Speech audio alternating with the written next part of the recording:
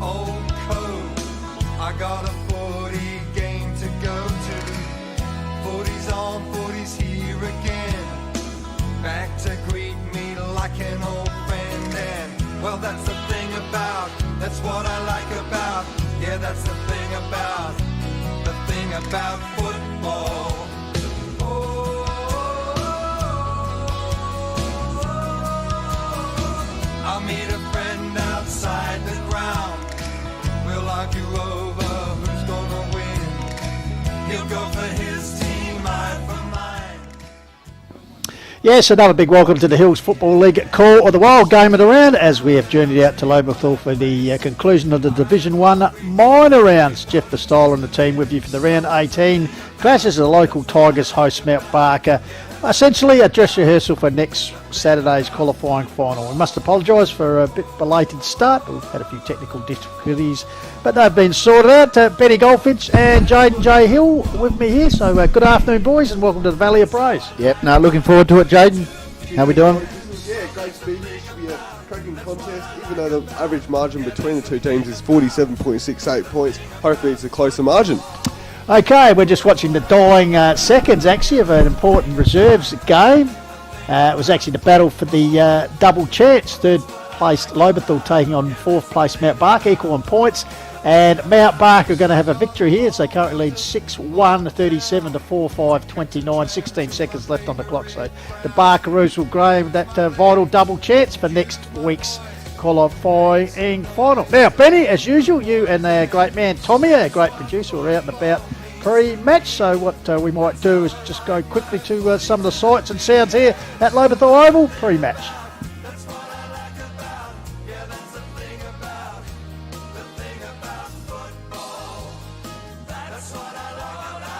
All right, here we are at Lobethal, joined by Tigers President Travis Blundell. Thanks very much, Trav, for a little bit of a tour around. What have we got happening over here? No worries, Goldie. Well, yeah, this is our world-famous barbecue that we put on for every home game. We get a lot of people come in just for our charcoal chicken burgers, as you can see there, going on the grill at the moment. Hamburgers are also a must-have here, hamburgers with a lot. Can't recommend them highly enough. And yeah, we actually get people in town who don't follow footy, but they come in just purely for a charcoal chicken burger, so that's how good they are. The boys here do a terrific job and they have a good Saturday afternoon at the footy.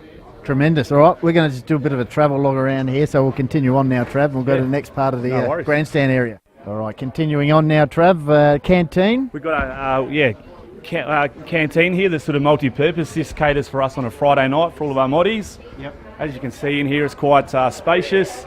They've got a beautiful view of the all of the action, all of the footy that's going on. As you can see just behind you there, we've got a brand new coffee machine, so that does everything that you can expect from any good coffee shop. So that's really improved our offering here. And yeah, great band of volunteers and everything else. Massive thanks to Wendy Fouracre, who's been our coordinator this year, and her family really. They stock it, they get it all up and going in the mornings, and everyone else who helps out, it's terrific. We've got the youngsters as well. Youngsters as well, mate. It's yeah, family affair here at Lobie Footy Club, and yeah, we can't thank our volunteers enough. Cool. All right, we'll continue on to the next location. All right, next stop here at Lobethal. Trav, what do we got here? We got the timekeepers and kind of looking at the new scoreboard. Just must be a great addition to the club. The new scoreboard. Is. You know, the coaches have been screaming out for a countdown clock for a long time. As you can see there, we just kicked a goal there. So if we zoom in on the scoreboard there, we'll flick that one over, and yeah, you can see all the nice graphics and that roll through it. Makes our life a hell of a lot easier than the timekeepers having to get up and obviously manually adjust the scores. So this is obviously a temporary setup. We'll show you a bit of a plan on what we've got in the works for the off season. But yeah, Gus Sikadik has been instrumental. Joined our committee again this year, and Gus. He's just going through a goal at the moment. We're halfway through the second quarter of the Bees here. It's a good game. But yeah, Gus has sort of put together all the software and everything else. What we got here, Gus? We'll just get Tommy here. Yep. No, this is the new scoreboard. It works really well, a lot better than what we used to have. It's easy, just straightforward to use. It's just a matter of just sort of clicking on. We can put graphics up, as you see there. We're welcoming the call of the wild. And it comes up on the screen as well over there. So, and we can run, our sponsors during the quarter time breaks, which is really good. We can swap it around, go on to our auto, we could have the score, plus you can be running all the sponsors. So for our club, and it's only just been the last half of the season we've had it, but we're finalising a few little things, and with the help of Shane Skinner and all that doing the graphics, we're able to bring a lot more, I think, to the Oval and also to the club end of the sponsorship. Cool. Thanks very much, Gas. No worries. All right, Trav. Next location. Okay, so this is what we've got planned here. This is currently with council at the moment. One of our great sponsors, Higgins Building Contractors, they're the ones who are going to be erecting the new timekeeper's box / coach's box for us. So what we hope to achieve here is the trainers, that'll be full lock-up, so our trainers will be able to they're going to have access to water, power, rub-down benches, everything else will all be in there, so we're not lugging it up the stairs for every home game. It'll be a terrific addition for our footy club. As you can see, double story, timekeepers back out on the wing there where they probably should be, so we're looking forward to putting that up during the summer months. All right, we just moved around the wing here. We've got the trainers in the background here, Trav, but just firstly, during the week, it was meant to host, obviously, the elimination final. Reasons for, I guess, the move to Callington? Yeah, look, we were really concerned about the weather. We've had a lot of rain this week, and today we've been actually quite fortunate that we haven't had a lot of rain actually on game day. So the Oval's actually held up remarkably well. But that being said, I mean, if it rains through the end of the B grade or start of the A grade, it's going to turn to slop pretty quick, but it's actually holding up really, really well considering Hills ground this time of year and the amount of rain that's been on it. So our ground staff have done a tremendous job. We just put the call into the HFL early just to give them the heads up and maybe put a contingency in place, and fortunate that Bridgewater put their hand up to host down at Callington there, which would be good for Hills footy, and who knows down the track how other ovals will cope today, but ours is in pretty good shape, very good shape. For sure. And now, the trainers, obviously important part of every club. Trainers are a massive part of every club, and without trainers you probably don't have a footy club, so we're lucky to have a great team of trainers here. These guys have been around for tens and tens of years, and we're so lucky to have them, and they do a terrific job. They're here at 8 o'clock in the morning and last ones to leave at night, so without trainers, we're very, very fortunate. Sensational. All right, Tommy, we'll just continue on for the final stretch. All right, entry gate time. Who we got here, Trav? Important role of any club as the gatekeeper. Very, very important role of our footy club. Here we have one of our under-14s players, Elijah Partridge, or Turbo as he's affectionately known around the club. Say g'day, Turbo. G'day. So Turbo's part of a terrific family at our footy club. All of the kids and Elijah's parents do a lot of work around the footy club. Ryan's been coaching for years and years, being our junior footy director, so he does a terrific job. We might get a bit of work here. We might see him in action, but he hands out our Tiger Rag, which we put out at every home game. Very nice. You can do your magic here. Which keeps all the spectators up to date with what's happening around the club. Looks after our sponsors as well, and that gets handed out to everyone. There's Turbo in action. Good man. So you got the ability for a cash-in card as well? So cards obviously very important in these modern days, so 90% of it that goes through is all on cards, so Terrific. Now, Trev, just wrapping up today, big day for the club, obviously in the reserves, but also the A's. Interestingly enough, you're playing Mount Barker again next week. What's the mindset? You're already in the top three. You're playing the same team in the qualifying final. What's the mindset for that? Oh, look, it's really, really tricky. Having spoken with the coaches, I think it's just going to be a case of not show all of your cards just yet. Leave a little bit in the tank for next week. But it's going to be a bit of a strange feeling. I guess both sides will just be looking first and foremost to get through injury-free, and then we move on to Blackwood next week for the qualifying. Sensational. Thanks very much for the tour. No worries. Thanks, Goldie. Appreciate it.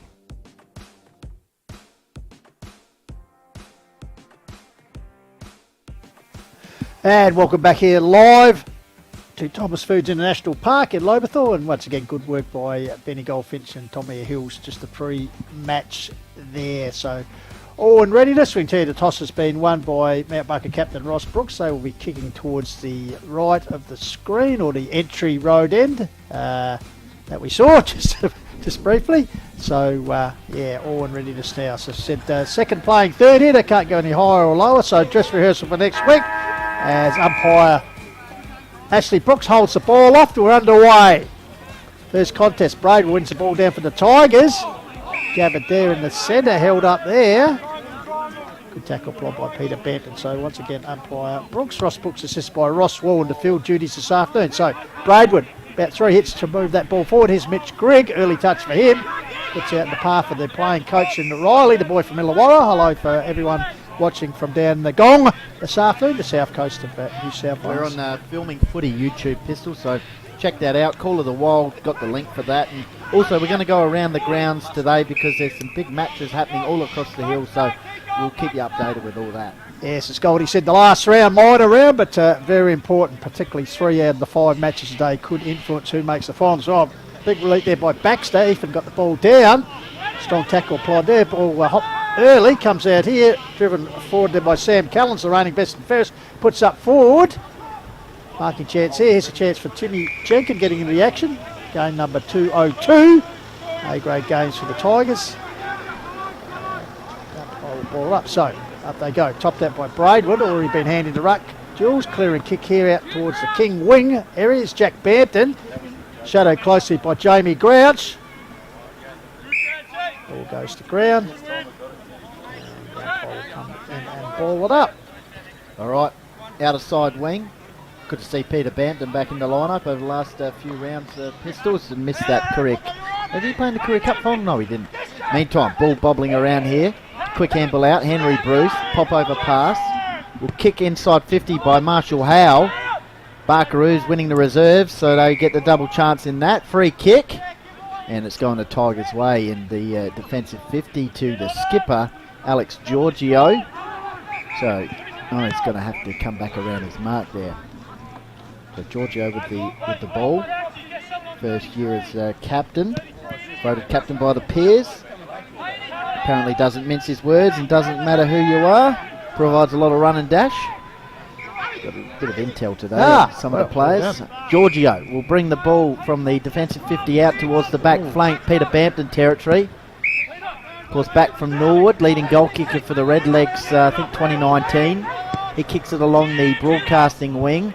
Cooper Skinner against Roscoe Brooks, but coming in with the big Jimmy Braidwood, who's starting to make a bit of an impact here. Pistols in his return match with the mullet. Chips the ball to the centre, stumbling there at the vital moment was Collins. For the Tigers goes to ground under pressure from Grouch, so once again the umpire will come in and board up. So, opening 3 minutes of the game, no score on the board yet. Braidwood fists it forward, first to get there for the Roos. Clearing out wide, here's a chance for Worth there. We'll sit for him in front of the Zilla Pavilion. Find hard in the heavy conditions. Over in reasonable nick, but we've had a bit of rain. So G-banger's off. Yep, the G-banger grabs it, goes long on the left. Up forward, getting in front is the reigning Tony Lloyd Best and Fairest medal holder here at Lobethal, Ian Mitch Jenkins. He gets it onto the Giorgio, kicks it out towards the wing. Aidan Riley back in the lineup. Just keen to move it on quickly out to Cooper Skinner. Stands strong in the contest and earns a free kick against the other number 18 in Ethan Field. So Skinner kick inside 50 first for the Tigers. Oh, Mitch Carter was coming out at full pelt, but a good pick up by Wordsley, and Henry Bruce combines Damasi involved, and G-Banger's away. Yep, comes back to Grouch, puts it forward. From Hydes. The big man brings the ball down. First to get there will be Marshall. How, he's having a bit of trouble getting up finally. Hacks it forward, bouncing ball, getting back there is Timmy Jenkins. Tries to get around the opponent. Oh, he's locked up. A good tackle applied on him by Callum Hay. And umpire officiating right on the spot says, sorry, Tractor, you're bogged down there. So the free kick will go to Callum Hay, I think it is. Sorry, 27 by Tim DeMacy, sorry. One of the crews. Yeah, first year at the club from Nuriupta Football Club. He's a multiple premiership winner for Nuriupta, building project manager for Weeks Construction, and his experience is invaluable to the young side, and he's kicked the goal. Tell you what, the goal umpire there, officiating today, Robin Crompton and Neville Clark, plenty of experience there. And Clark, he didn't move an inch, so first goal on the board, 4.5 minutes into the first quarter through the agency of Timmy DeMacy. Jaden J. Cheers, thanks Pistols. So 7 kicks each for both teams at the moment. 8 handballs to 4 in favour of Mount Barker. Tackling count 11-3 in favour of Mount Barker. So their pressure is high at the moment. Back to you guys. All right, back in the middle. So the not only a battle for premiership spots today, Benny, just quickly, also the goal kicking. Mitch Carter, who in this game with 55, of course Darcy Hourigan with 58 playing for Nan Bremen this afternoon. All right, back in the middle. Flick over pass. Peter Bampton involved. Gets it on to Cooper Luke. Good tackle. Damasi to tackler there. So good early intent from the Roos. Incredible achievement, really, coming from bottom to the top 3 this season. Andrew Bruce. Yeah, free kick here, is it? Yep, it's going the Tigers' way. Peter Bampton's getting a bit of it early. Just keen to take it up a cog today, these two sides, before they play each other in the qualifying final. Giorgio, he's a big-time September player. Obviously, multiple premierships at Norwood. Didn't like the treatment given to him by Howe. He shrugged him aside there. Marshall Howe, of course, Mount Barker Jr., now in his 3rd year for the senior football for the Roos. So the ball here with McWaters, beautiful left footer normally. Kicks it out at Matt Fuller, and he takes the mark. So the past coach also spent some time on the Western Bulldogs list in the AFL. Puts it forward. Leaping there was Pring. Ball comes down with clever handball by Bruce. Found the G-banger. Grouch. Tried the old don't argue. He's That's gone. I'd suggest right in front of the umpire. York Girl on Grouchy. And so it looks like Mitch Grigg, you don't get out of his vice-like tackles, that's for sure. So McGarry medalist. Jewel McGarry medalist. This could be adding a Jack Odie medalist. Perhaps could be adding a Hills Mail medal. Oh, hello. Oh, doesn't clear the man on the mark. That's not a highlight reel for Griggy as he puts it forward. Good mark taken there through Joseph Hay. Got onto the run there of DeMacy, already a goal kicker. Kicks it towards Hagan's paddock here. The foot races on. Hines and Giorgio. Oh, it could have been a push in the back to Giorgio. Yes. Yep. And he'll take the result and free kick. Sweeping handball over the top to McWaters on the left boot once again. Let's see how this one goes. Timmy Jenkin, that's gone out of bounds on the full. Normally a good user of it, McWaters. Oh, it's not out in the full. Okay, fair enough then. We'll let that one pass. Academy boy here. Hang on, there's called behind play. But hang on, he's got his arms out behind play here. There's confusion reigns. There's umpire Ross Wall, who must have got here late. Suddenly there's 3 umpires on the ground, boys. Is there? Well, actually, Brooks, Ross Wall, Nicholas Matthew. So I didn't see Ross at the start. Maybe he's hiding in the pocket. So the Academy boy who was caught behind play there has ruled, and correctly, it's a Jordan Houlihan. James Davis caught it down the lens. The ball was out. So Jordan Houlihan's, of course, played time at Essendon and league football at Sturt. Right up there in the leading goal kickers as well, which we'll have a bit of a chat about at quarter time. So Bots Houlihan, kick inside 50, right to the goal line. Hines with the target, ball heads to deck. Tigers looking to clear through Collins, and they look like they're away here. Pistols through Peter Bampton, who's racking up the touches. Yep, Bampton. Really looks for a young, older brother. Smaller but older. Jack, but intercept mark taken there by Ethan Field, who started pretty right. A couple of touches in the opening 7 or 8 minutes. Puts it high towards half forward. Targets at the big forwards over the back of the pack. Waiting there is Mitch Jenkins clearing handball out here for Collins. He's strung away but got the handball out to P. Bampton. Puts it towards the coaching box side. Big leap there by Baxter. 1 grab, 2 grab. The big ruckman takes the mark for the Bargaroos. First year player, graduated from under 18s and leading the ruck. So he kicks the ball inside 50 for the Roos, who are getting repeat forward entries, Jaden. Just that stats as we have the ball inside 50 for the Roos. They sure are, Goldie. 9 inside 50s to 3 at the moment in favour of the Barker Roos. All right, round the action here. Looking to clear it. McWaters. See how the kick goes. Well, it's come off this time. Finds Cooper Luke, who's a good cricketer as well. And he's got Matt Fuller running for him. So Fuller, the pass playing coach, now just playing this season. Handball Turbio. Oh, watch out. Waters. He's going to get run down. Managed to get the kick away. Up the direction of Carter. Carter trying to play the ball in front of him. Oh, hello. He's under pressure there, close towards the boundary line. Coming across, going to ground. This might be Hartland, I think. Of course, Hartland, yes. Mitch Carter 3 goals behind Darcy Hourigan on the leading goal kicking tally. So a good crowd in the house here at the Valley of Praise. It's a good rub. It looks like he's got the sunburn cream on.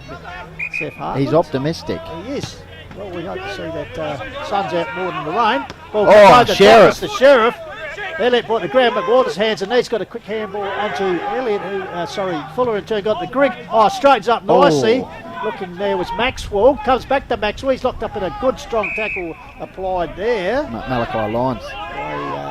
Our boy Malachi. So once again. And his brother Phoenix Pistols is recovering from a skiing injury, so he should return in finals. Skiing injury? Yeah, that's the word I've got. So Jamie Grouch snaps the ball outside the defensive 50. Good mark here by Callum Hay, new to the club in 2022. Moved to the area. Salisbury North background. Yep. He's a fitness trainer by the looks of it. Adelaide Hills Fit. Likes keeping healthy, which is good. Oh, juggling mark. Like that, right in front of James Davis. Chris Nixon, former Also- Hope Valley player. Also first year at the football club. So he kicks the ball along the broadcasting wing, but Mitch Grigg has taken the mark. Let's see how his kick is here. So the good Meister General, yes, he want to improve on his previous disposal. Uses it well this time as he picks out Peter Bent, cricket pitch area, quickly wheels onto the right, puts it out wide in front of the Zilla Pavilion. Big dog. Teammate out there, Ed Riley, the coach, puts it forward. Clean bowl there, it's a chance for Pring if he can control it. Right in front of the Pope chimney. Desperate defence by the Roosters to hack it forward. Getting there on his own is Collins, he's got time to gather. Sends it back from whence it come, high kick, backs that. Cooper Skinner. Big lead there, Cooper Oh. Skinner, ball comes to ground level. Feeding the ball out the back door, the Roos desperate here, chopped off there by Pring. And in fact, it's gone over the boundary and out of bounds. So just the Academy boys officiating today. Jordan Crisp, Lockie Wirtz and Jesse Philbar. Yep. This one looks like he's got a mullet as well. Bit of mullet action out there. Here's Carter to Riley. Hard tackling early. We've had one goal thanks to Sportle. Kick around the pocket area. Malachi Lyons. That's a disposal by Joe Zatto. Goldie, good to see him back for his first A-grade game for the season. So Lyons returning to the club this year after playing some league football at Sturt. He goes to Henry to Bruce. Pop over pass to G-banger Jamie Grouch. So patient build up here by the Roos. Of course, played his 200th A-grade game and has played over 250 senior games. Grouch as the ball moves now along the wing, and Damien Hines takes a good strong marks. If they can get Houlihan and Hines firing in September, Pistols, they'll be red hot for September action. Speaking of Devil, he tried a half volley. That is still in the contest. Houlihan is the Sheriff. Elliott, meanest man in Lobethal, particularly when it comes to standing. Oh, forwards. Boris and Johnny Boris as well beat him at interleague level. It did indeed. So a ball up situation here. So umpire Brooks sets it up high. Trying to work the ball out the back. Oh, was it Riley? Kick was stifled. Goes back into a pack level. Stacks on the middle. Cooper Kupke just slipping out the back there, looking for a pop-over pass, I think, in the goal square. So Braidwood gets the ball down. Hello. Taken by the goal kicker DeMacy. He's kicked another one. It's an amazing. Made something out of nothing there. Timmy DeMacy. So he has the second on the board for himself and the Roos. They're two straight. No reply here. 12, 13 minutes gone. Jaden J. Geez, thanks, Pistols. So believe it or not, Mount Barker have had less disposals than Lobethal at the moment. They've had 24 kicks, 10 handballs, so 34 disposals, to Lobethal 26 kicks and 13 handballs, so 39 disposals. So they've had 14 more tackles though, Mount Barker, so their pressure's been pretty good, 23-9 at the moment.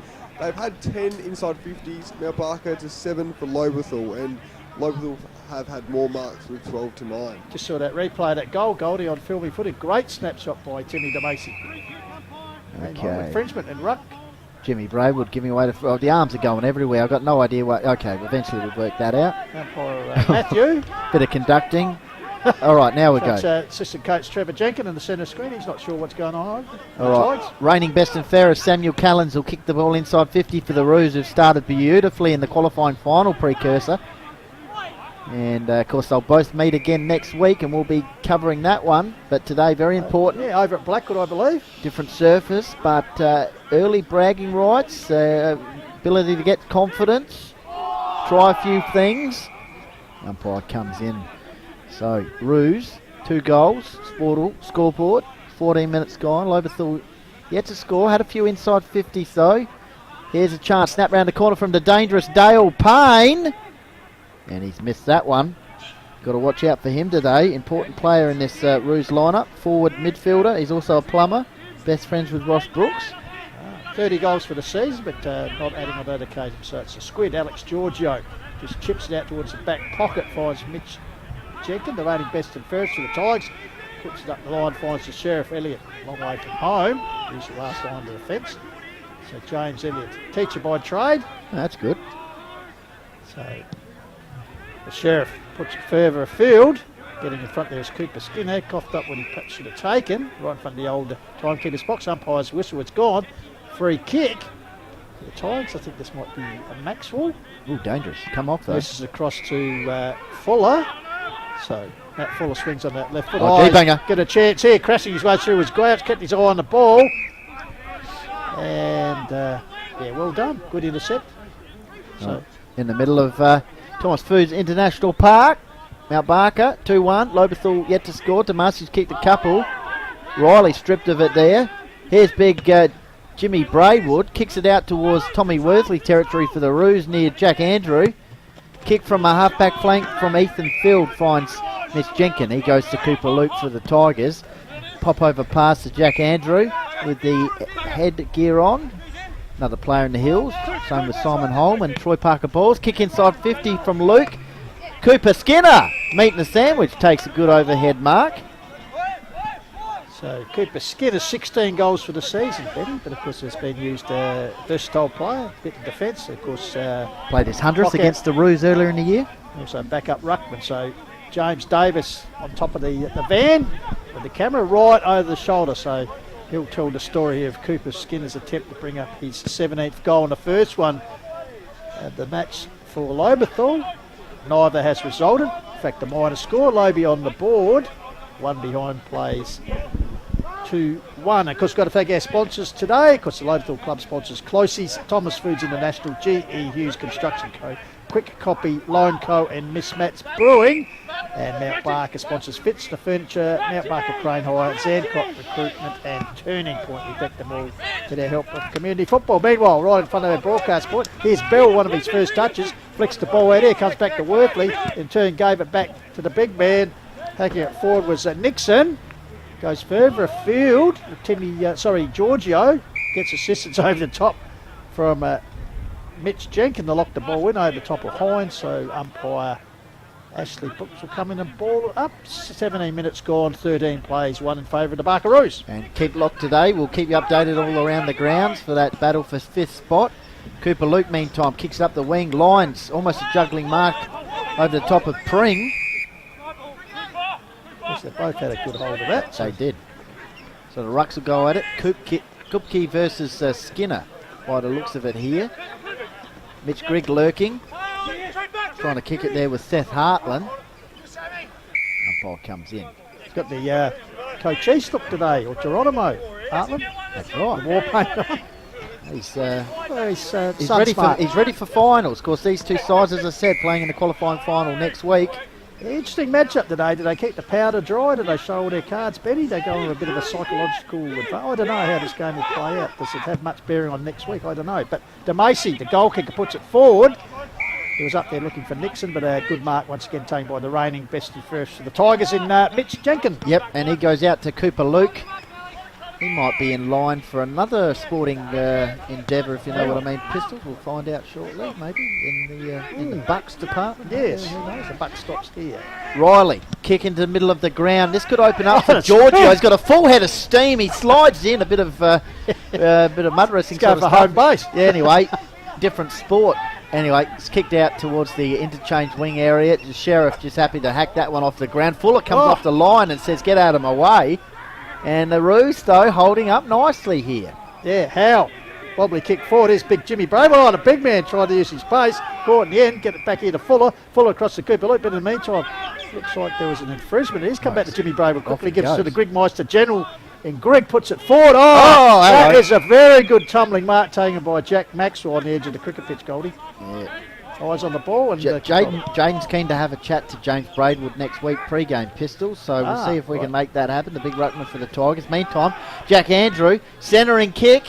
Not too bad. It's in a dangerous position. Oh, beautifully done, Samuel Callens. Thanks for coming to Henry Bruce, and the Bruce are once again away. Yeah, Henry the Bruce puts it up towards the wing area. Good contest there. Giorgio, 1 by 2 by paid.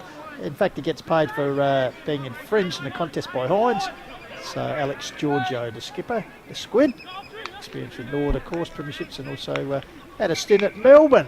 The AFL Demons puts it across here to Maxwell, who started pretty well, still in that cricket pitch area. Goes to the lead out here of Benny Pring. He takes a good mark, thought about handing it off, but decides to go back here and see the centre square. In the 50-metre arc, he puts it inside. Carter territory. Oh, he's taken it. Oh, no. Pitch, trying to appeal. Umpire Ross Wall says no. Can we look at that again? Wow. Have we got enough time? Mitch Carter just has a wry smile on his face. I thought he had a fair purchase there. Yeah, Pring will bring it in. Look at this.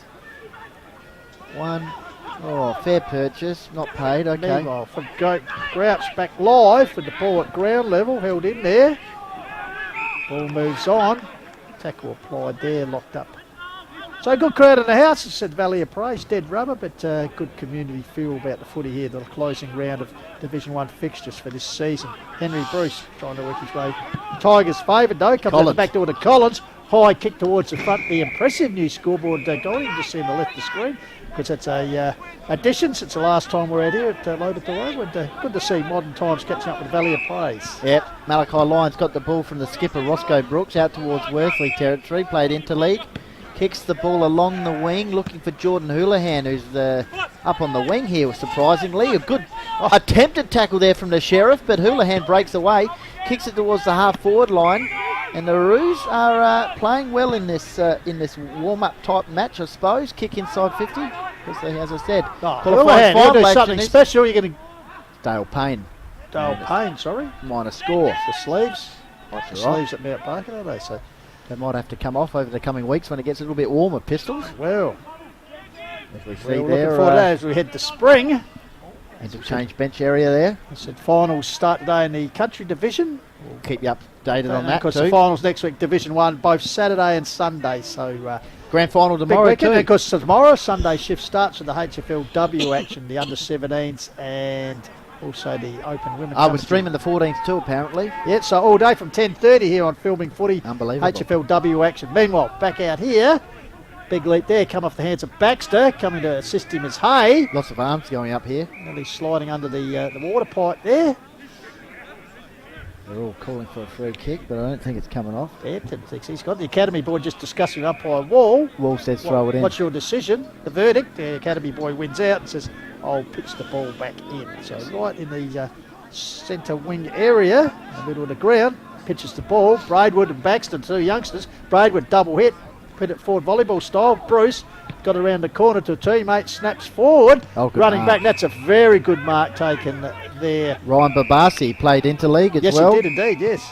Keen to move it on. Is that a 50? Whistle is gone. Well, relayed free kick or something. Anyway, it's going to go downfield and it's going to go to Dale Payne. Umpire Wall and Mitch Grigg in discussion there. So the Plumber with an opportunity.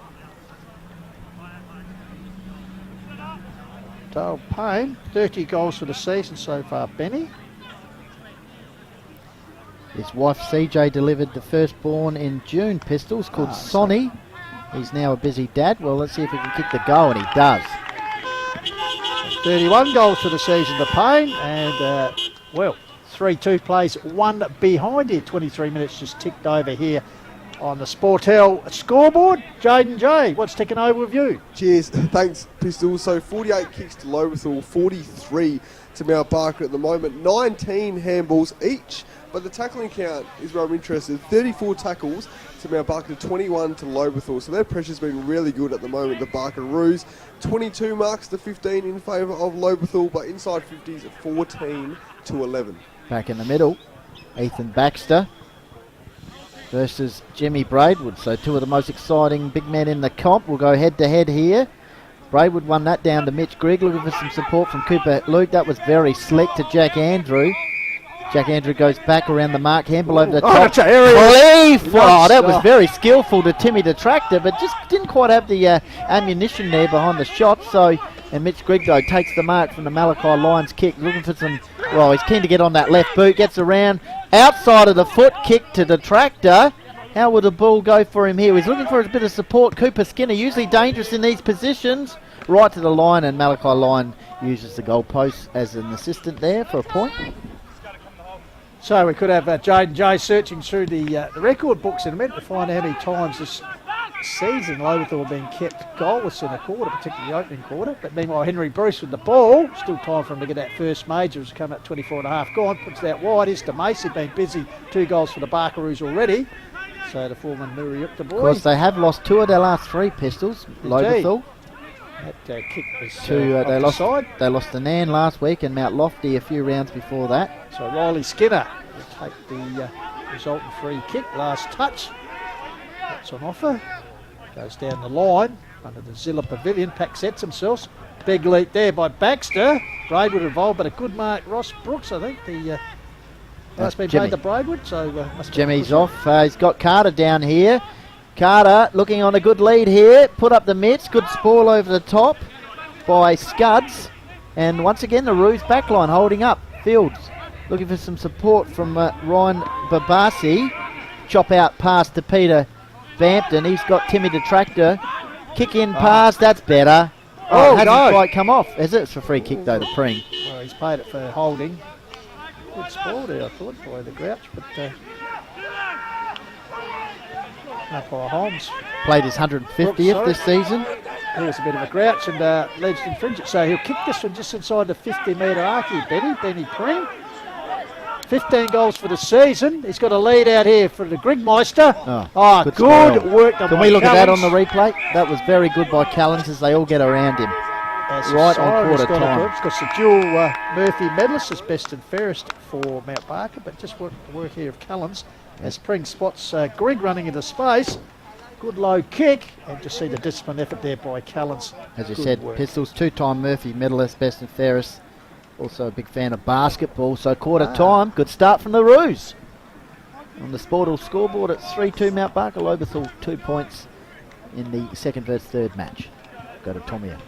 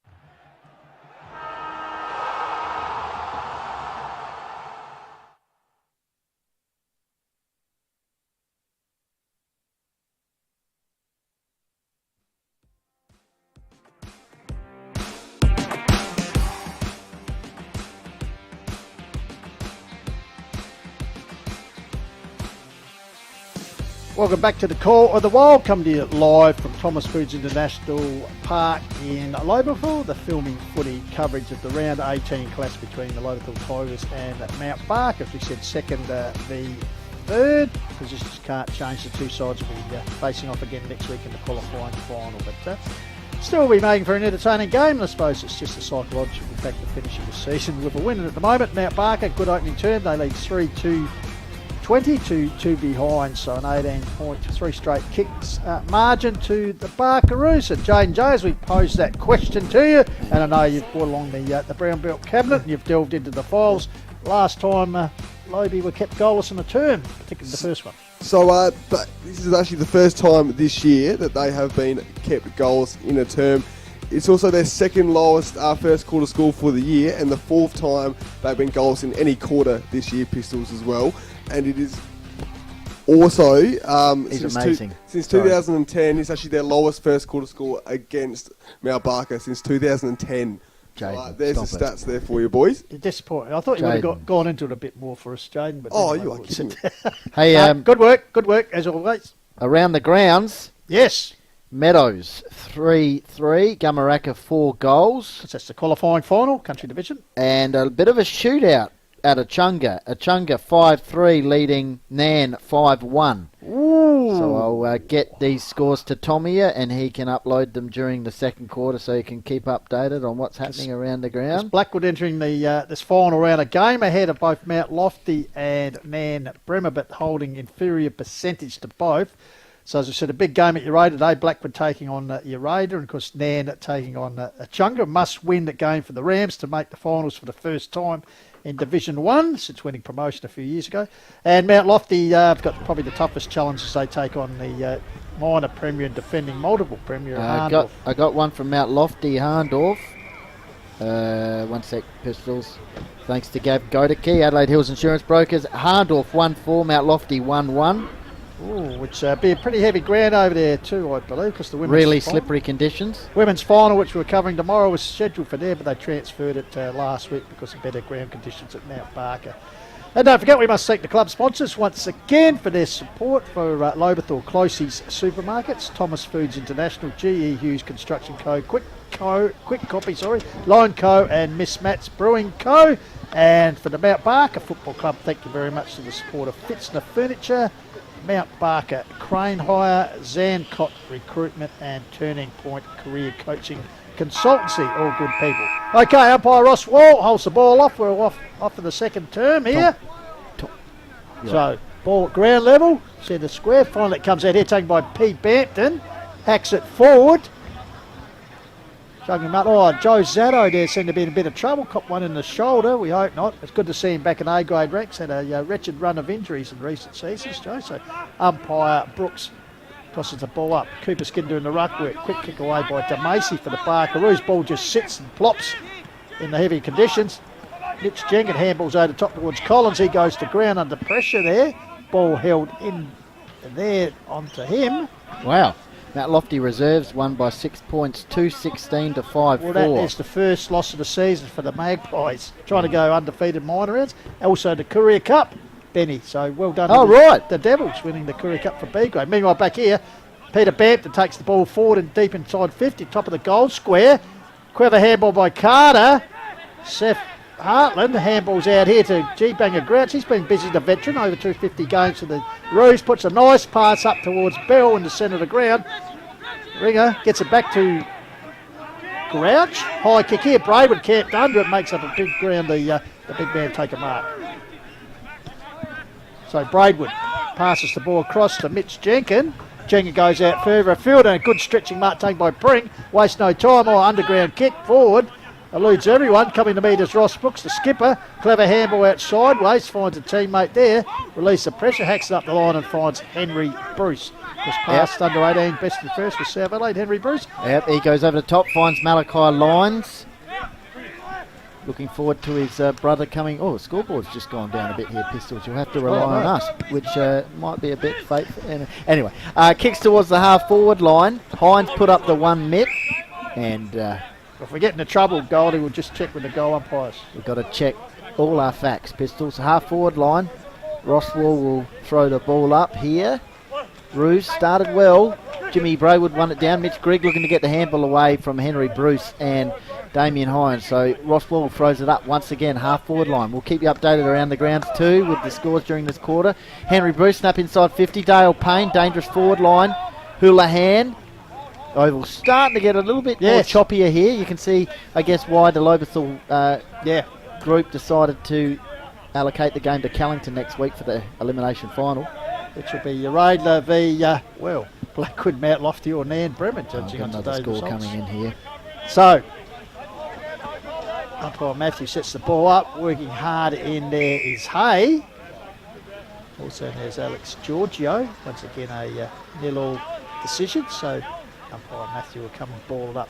Only about 35 metres out from goal here. Socking forward. Barkaroos. Here's Greg, the Gregmeister. On the left goes towards the centre cricket pitch area. Getting back there and taking the mark is Lyons. Malaki puts it out wide to Tom Worthley. Good to see him back. Missed a bit with injury. Sells a bit of candy. Straightens up and kicks it straight down the throat of his of Collins. Yep, the Tigers. Half back line. So Collins kicks in the middle of the ground. I think that's Pistol. He's got a bit of mud on the Guernsey. Here's Mitch Jenkins. He'll kick half forward line. Carter territory. And there's the big Jukes, and he'll have a shot at goal, will he? So Mitchie, 55 for the season. Might just get Tommy to bring up that graphic, if possible, of the leading goal kickers. So, as you said, a battle royal for the goal kicking. Oh, hang on. No, as I said that, sorry, Tommy. The bar there, then he's ridden into the We'll ground. bring it up, though, during the quarter just to set the scene. Here's Timmy Tractor Jenkins. Is he going to unload? Well, he does to the best of his ability in the conditions. And that's a lovely kick over the back. Someone just popped in there. Joe Zatto. As we said, good to see him back. First A-grade game for the season. Had a bad leg injury in that in the finals last year. Good to see him back, as you said, Pistols. Yeah, His brother played in round 1, kicked 4, wasn't it? he did. So Joe Zatto, obviously yet to kick an A-grade goal this season. He's kicked that one, and as you can see, they all get around him. So to say welcome back, Joe. And also he has the honour of putting the first goal on the board for the Tigers. It's taken him a long time. Nearly 5 minutes into the second term. So just a reminder, around the grounds. So we've got the replay of Payne kicking the goal on the first quarter. Magic stuck there by Tomia. Who, expect the unexpected. He's the man. Just to Loves keep it. you on your toes.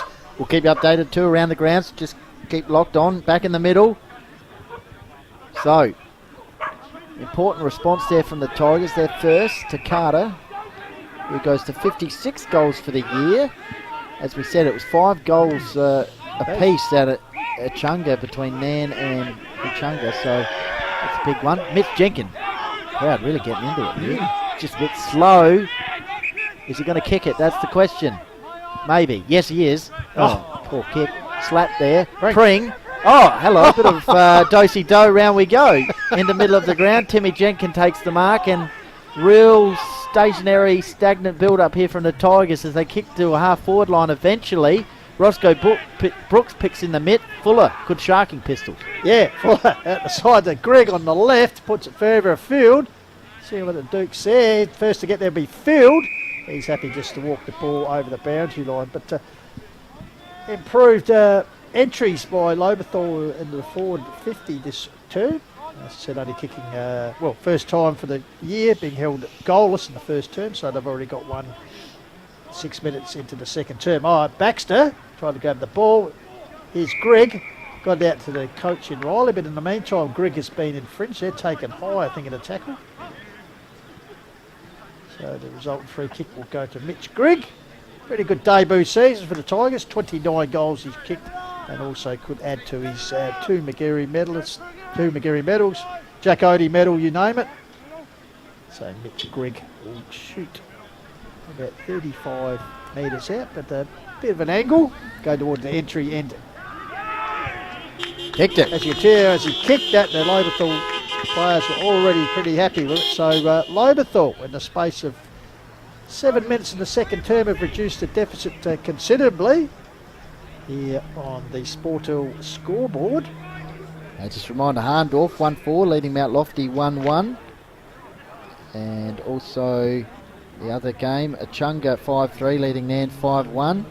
And Meadows were trailing Gumaraka by a couple of points in the qualifying final, just trying to get the Blackwood Radler score. So back in the middle, and also Onkers Raiders back in the middle, Jimmy Braidwood. It's the Sportel scoreboard, 3-2-2-2. Aidan Riley starting to roll a bit here to Tigers. Kick from the half forward line from Jack Maxwell. Lets Grigg go set sail for goal, and he's kicked 2 in a minute. That's the ability of this man. As Pistol said, Jack Odie medalist, dual Magarey medalist. He's keen for a big September with the Tigers, and they're back in business in this second versus third qualifying final warm-up. Jane Jade, they didn't kick a goal for about the initial 25 minutes. Now they've kicked 3 in 8 minutes, my good man. Yeah, correct. And also, in the last 7 games, Lobethal had only won the first quarter once, and in the last 7 games, they had only lost the second quarter once. So their ability to switch on in the second quarter is pretty good in the last 7 matches. Absolutely so. The Tigers making a bit of a play now, so she's all tied up here on the Portal scoreboard. 8.5 minutes second term, round 18, and that's a pinpoint delivery. It's a big Mitch Carter lumbering out, so opportunity for him to get in the goal kicking list. As we said, entered 3 goals behind Darcy Hurricane. Great. Mitchie Weeks is tuned in. He says the town end, scoring end. Could well be. Local knowledge. Actually, the young fella up there, Huh? the young fella at the gate, At the gate, yeah. he was all over it. He might be doing double duty retrieving the ball. Yeah. And it goes through the goal. So here's a chance for Carter. Well, we'll bring up this graphic, Tommy, or afterwards, if that's all right. So Mitch Carter. If he kicks it. And he does. I tell you what, goal Edges umpire closer. didn't even move. So Mitch Carter gets himself onto the scoring list. And the Tigers assume the lead here on the Sportal scoreboard. 4-2 place, 3-2. Jaden J. Cheers, thanks, Bissell. So at the moment, 24 kicks to 11 in favour of Lobethal, 7 handballs to 5, inside 50, 7 to 1. So they're just dominating that area. And you know what? 4 centre clearances to zip. So Here's the battle for the leading goal kicker as we entered this match, Pistols. Carter was in second with 55, Hourigan with 58. So he'd be trying to get back-to-back leading goal kicker awards. And Jordan Houlihan still in the mix. Needs a big bag today. He's got 47. So back in the middle, Ross Wall throws it up. Jimmy Braidwood wins it down. Starting to roll here to Tigers. Free kick. Greg. Starting to stamp himself. Loves this time of year. So Greg gets on the left boot towards the half-forward line. And a chop-out mark, though, by Ethan Field. Started well, the young fella, so far. So Field half-back line. Roos under the pump a bit here after Tigers kicked 4 unanswered majors. 2 to Greg. Carter starting to warm up a bit too, along the grandstand wing. Is that Dale Payne down in the defensive 50, half-back line? Indeed, yes. Okay, and the Tigers, half-forward line I should say, not defensive 50. And McWaters earns a free kick here in the half-back flank, just around from the charcoal chicken. Yep, the poke chimney. Not as much smoke there as we've seen in the past as McWaters, the former York Peninsula, but puts it to centre. Here's Mitch Jenkins drifting across, takes a mark, thought about playing on. He does this time, gets it to the coach. He must want a game next week. Oh, he's running into trouble, Riley. Going nowhere, the boy from Illawarra. Play on as DeMacy takes advantage of it, puts it to open forward pocket area. Here's Payne, slips at the vital moment. Once again, McWaters wearing him like a cheap suit. Ball held in there. So the danger diffused there as they moved the ball on quickly. Just couldn't keep his feet there. Payne had the opportunity to get around McWaters and nothing ahead of him in the goals. But anyway, that's right it goes. So umpire Matthew puts the ball up. Ball comes down. Here's Payne again, trying to bust his way through. His Callan's a bit of magic. Can he score? Rolling ball. And finally walked across the line by Fuller for behind the first score of the term for Mount Barker. They go to 3-3, trailing Tigers 4-2 on the Portal scoreboard. Fuller to Greg. Greg starting to rack up the touches here. Went one way then the other. Handball out towards Fuller on the wing. On the half-back flank. Kicks it along the wing. Congested situation. Great work there. Peter Bampton. Sheriff unloads out past the interchange bench area. Attempted mark there for the Tigers. Meantime, here's Mount Barker. Trying to get it to Callan's territory. Greg, he's absolutely putting on a show. Gets it to the Aiden Riley. Back in the lineup this week. Got it to Jack Andrew. Back to Riley. Showtime stuff. Kick inside 50. Mitch Carter. Not the best delivery. And Malachi Lyons clears the ball out towards Tom Worthley. Contest has gone up a cog. Yep, Worthley. But the Roos started to make a few unforced errors. As by doing that, Marcus Hay. Close to the boundary line. Right in front of the Tigers coaching block. Timmy Jenkins watching on as he has a break off the field. Nurses up line, finds Sam Callens, as I said, reigning dual best and fairest for the Barkaroos. So Callens nurses the ball in front of the Zilla Pavilion. Good afternoon to David Fechner and the knowledgeable one of Lobethal just sitting there. You can see discussing the game in the background. That's back in my day. That's the Sheriff. Yeah, back in my day. Sheriff. These blokes wouldn't be running around with buns back in my day, Goldie. That's right. Kicks it out towards the outer side, the interchange bench area. Cooper Skinner dealt with there. He's got a free kick anyway. In between, just near the Tigers interchange bench. They'll be happy with the response here. Is that Trevor Jenkins down there at ground level with the pen in his lip? I think it is. It's gone out. Might be doing the crossword. He might be. Trying to work out the next word. We have the playground of the day on the we see Jason there. Ellsworthy. Trevor Jenkins just putting some notes down on paper there. Jason Ellsworthy up in the ivory tower. Contemplating which son's playing better, maybe. Well, it could be. He's doing the votes. Boundary throw in half forward line. Roos clear the ball. Middle of the ground, McWaters. Now, I'll say it again. He's usually a good user of the ball on that left. He is indeed. As he gets it across here to Collins. He's having a pretty good first half of footy. Edge of the muddy cricket pitch, puts it forward. Cut off mark taken there. No point. By Malaki Lyons. So Malachi puts it across. This is Worthley. Correct. So as they work the ball, possession football up in front of the timekeeper. Here's Hay. Well taken by Stevie Huckster. Gave it back to Fuller. Turn gave it to M. Jenkins. puts it forward. Oh, leaving Greg. it was Greg, but good enough to go back. Oh, clever handball go to Cooper Luke. Luke spins out of trouble, gets towards Riley, but in the meantime, probably held on to a bit longer than he should have. So the free kick will go to DeMacy, who's kicked 2 of the 3 goals in the first quarter. So DeMacy with the ball. Oh, goodness. Oh, umpire Ross Wall. Just, we're going to get involved in the game. As you can see, Oh, we got the sun right in the I was just going to say, you see in the screen, don't adjust your seats. First year at the club, as I said, from Nuri Opta. He's a premiership player, so that'll assist the Roos in September. Kick towards the half-forward line, chopped off here by Collins. He kicks in the middle of the ground. Got the sun right in the eyes here. That's okay. That's why that young man had zinc on his Hartland, nose. a man of vision. That's why he had zinc on the nose. I understand now. He saw the bureau. Here's Bampton to Grigg. Kick inside 50. How's the service? Brilliant. Mitch Grigg is putting on a clinic. Scuds was just reduced to a spectator there. Some great ball use in the midfield. Here's Riley, just a get around. Comes across to Peter Bampton. Just sells a bit of candy. Gives it a run of Grigg. And the dual McGarry medal says, here you go, Carts. Bang.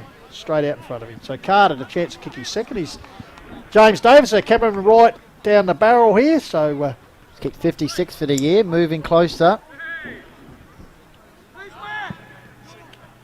Kicked it. Neville Clark does not 57. move in the goals. So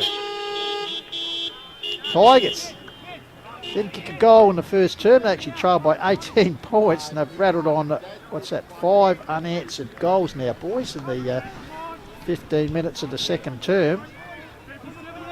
To lead 5-2 to 3-3. Jane J. Hill, some stats that matter to tell us what's happening. Cheers, thanks Goldie. Well, Carter averaged 3.6 goals against Mount Barker before today. He scored 11 goals in the last 3 matches, so he's gone well at the moment. Where's he get that from? 42 kicks to 27 in favour of Lobethal at the moment, and 11 inside 50s to 2. Just oozing, Jaden. So, the Roos need a reply here. Baxter against Braidwood. Ball taken away by Riley up forward here again. They're not finished yet, the Tigers. Cooper Skinner locked up, got a handball away. Maxwell lurking. Here's the man, the sunburned man, Hartland. He gets has won a free kick. So Hartland gives across to Grouch. The 250 gamer goes long. Ex-Mitch Jenkins traps it nicely. Quick hands towards Huxter. Close to the interchange gate. In fact, it's over the line. Andrew Huxter, his old man, might get a touch. He stands there watching closely. So the Academy boy will pitch it in. So 17 minutes gone here. Second term, Lobethal in control. Scoreboard wrong there. It's actually 5-2-32 to 3-3 on the Sportel scoreboard. Ours is right. Ours is... No. Ours is right. Is our scoreboard? Ours is right. So It's catching gonna up. be- yeah. Sportel, we can't... Best scoreboards in Australia, they'll catch up. Alrighty. So Go around the grounds 2 at half time. See if There we can go. find Look at us that. The magic of live streaming. 5-2, 3-3. That's the score. Okay, boundary throw in. Baxter. Oh. Hard contest. Henry Bruce pushed in the back. Yes. Free kick. Opportunity for the Roos to... I reckon Andrew Huxter must have the hand warmers in the pockets there. Yes. hasn't moved, has he? Kicks out towards the wing. Good spoil over the top. And they get right around him.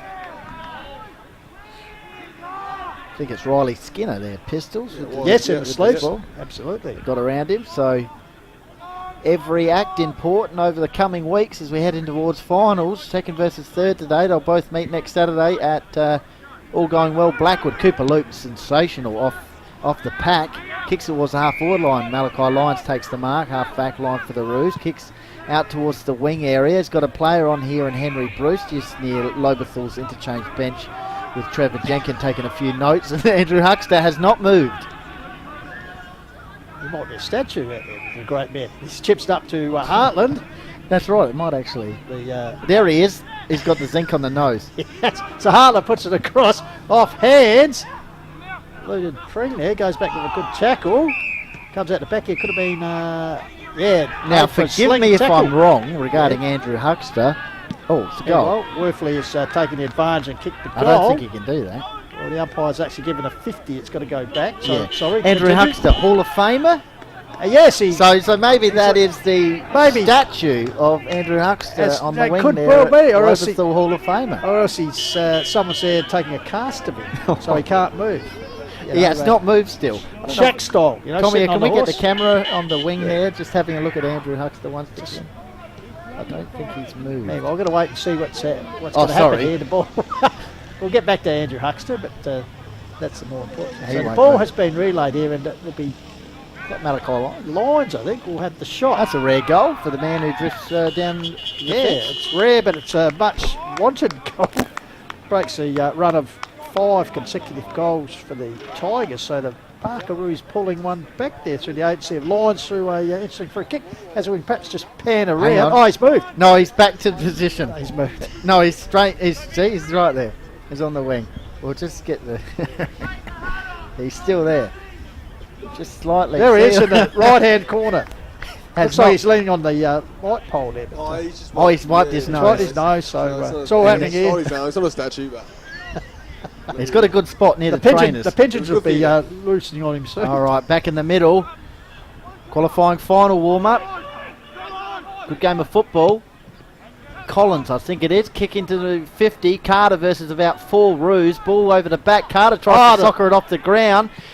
Roos though on the counter-attack, out towards the boundary line. Tight on the boundary. Aidan Riley wrapped up in a good tackle by the man who's easy to identify. Nice work there by Riley. He just back to his rugby league junior days, just Wollongong. scoring the try over the boundary line. So the throw in. So it'll be Baxter against Cooper Skinner. So Baxter for the Roos works his way to the front, gets the hands to it. DeMacy looming. Quick hurried kick. Meanwhile the whistle has gone, I think. Must be an infringement, so the ball will be going back. And the free kick will be taken by Callens. So dual Murphy medalist for the Mount Barker Football Club puts it up to Henry Bruce. Nice boots. Absolutely. Nursing it for possession football. Here's Collins chopping it out. An interchange go there. Trying to sprint through was Bruce. Field in there strongly on Jack Bampton, but meantime free kick has been paid. Of course, Henry Bruce's nickname is Basil Pistols. Kick towards the half-forward line. Damien Hines put out the Dukes, tried to take a mark. Ball hits the deck. Bit unlucky there, Hines, not for an infringement because we've seen other things. But a bit of push and shove here. Timmy the Tractor, Giorgio in there. Don't want to do anything stupid because they're playing each other next week in the qualifying final. Kick from Cooper Luke from a half-back line towards the half-forward line. Ball coming in. Two teammates took each other out there, I reckon. Callens. Can we have a look at the replay? Oh, Or is that that's on Aidan there. Riley? Okay, It's on here. it was obviously not two teammates taking each other out. They They come have from clearly everywhere. identified what took place there. Can we look at the replay shortly, Tommy? But we'll just... It's got the full Nelson there's here. a few strippings going on here. Let's have an actual look. I thought it was 2 Roos going in. Here we go. Riley. Oh. Okay. We have a Clumsy. shot. I don't know if that's around the head, but anyway. It's clumsy. That's Made what it him was. a bit excitable. Clumsy, yeah. As it's Hay, I think. In the meantime, with the ball in front of the pavilions, Legends Pavilions here at Valley of Praise, or as it's known these days, Thomas Foods International Park. So Callum Hay, Into his fitness. absolutely, as we said, Salisbury North, prior to joining the Roos this year. Fitness man, so Oh. if he's got the strength to put it to the tee for goal. Tell you what, Goldie's done more than that. He's kicked it. He's kicked it. So good reply late in the term by the Barkaroos. Jaden J.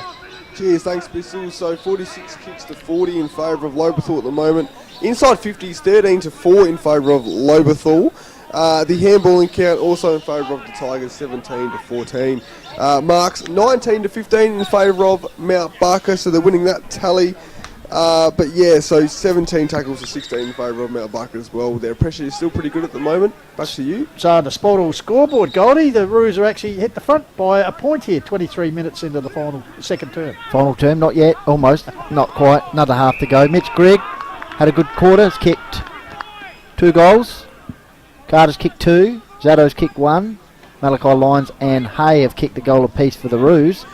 Kick in the middle of the ground.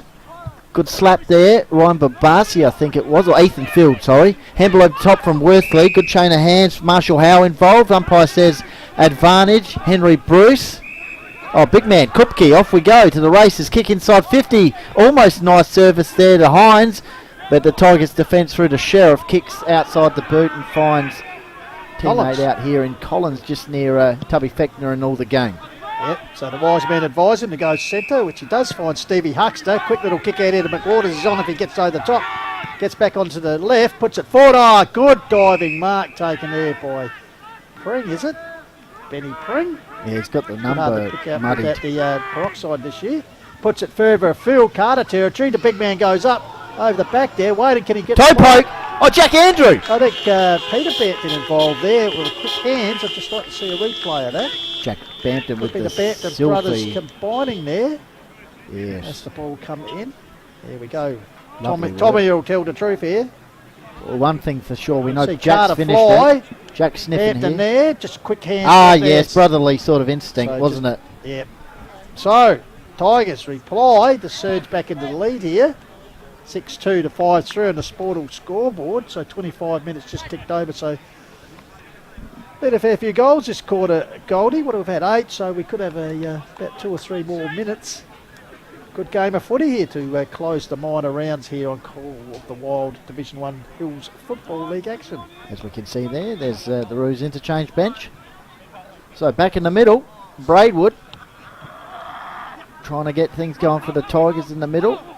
They've done well in this quarter with 6 goals. Here they go again. Kick out towards the wing area. Collins versus Worthley. Worthley looking for the boundary line here in a way that won't be too obvious, but Collins wins out. Kicks it from the wing towards the half-forward line. G-Banger versus Jack Andrew. Nice work there by Jack. Picks it up now. He's looking for a bit of support. Finds Pring. Gets on the left boot with a bit of beautiful vision. So the actual win on the wing here was crucial there from Collins. And they know it too, the Tigers, as they get to him. Got Jack Andrew here on the one-on-one situation. Nice work from Pring too, bit of support. Yeah, back him up. And just the little pass there. Cooper Skinner made to earn it. We'll back him in. Here's a chance. He's kicked 16 for the season, Goldie. So sets sail towards the entry end. Missed that. And that one's a bit wide. So minor score results. But still good enough to extend their lead. Oval's not too bad actually. It's a very good condition considering the weather we've had here in Adelaide Hills. 6-3 plays 5-3, so one straight kick the difference here on the Sport Hill scoreboard. Jaden, what do you got for us?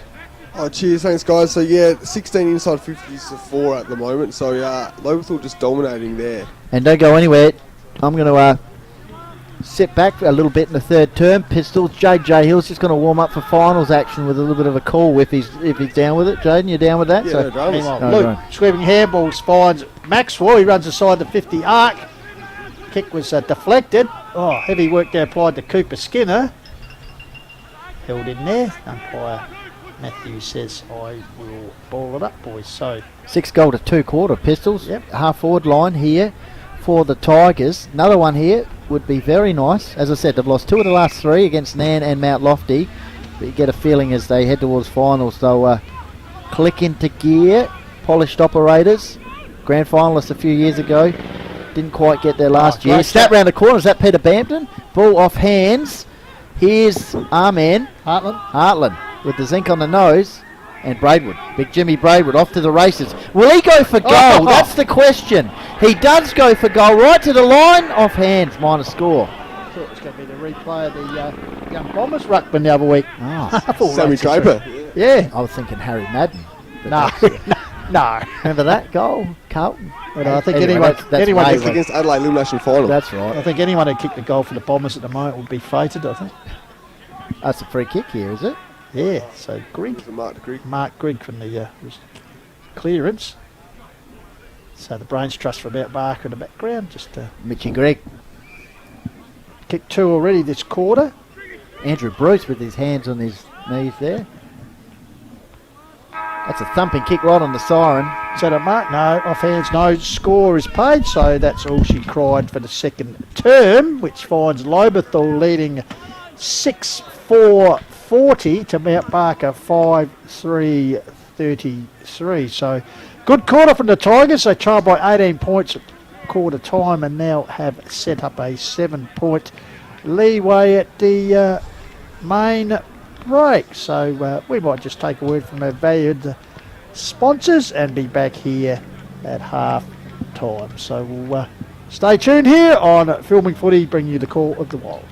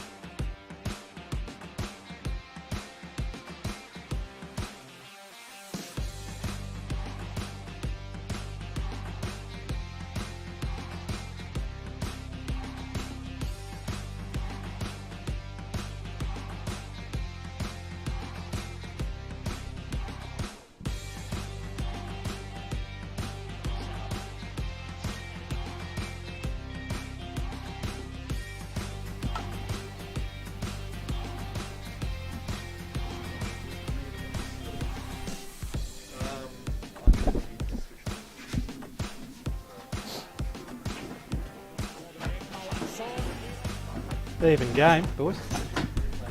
Yeah, mate.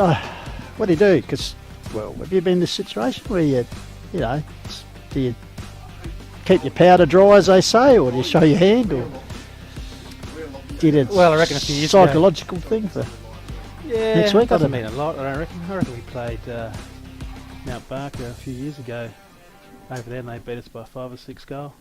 And then we played them again at Urada and beat them. Yeah. Pretty easy. You can go the other way, mate. If you lose, it fires you up, or perhaps you go in next week after you've won and you think, oh, well, we'll do it again. But yeah, all the mod cons now, mates. Eh? Yeah, you're going up market, mate. Yeah, that old Dreammaker, she's looks third world compared to this.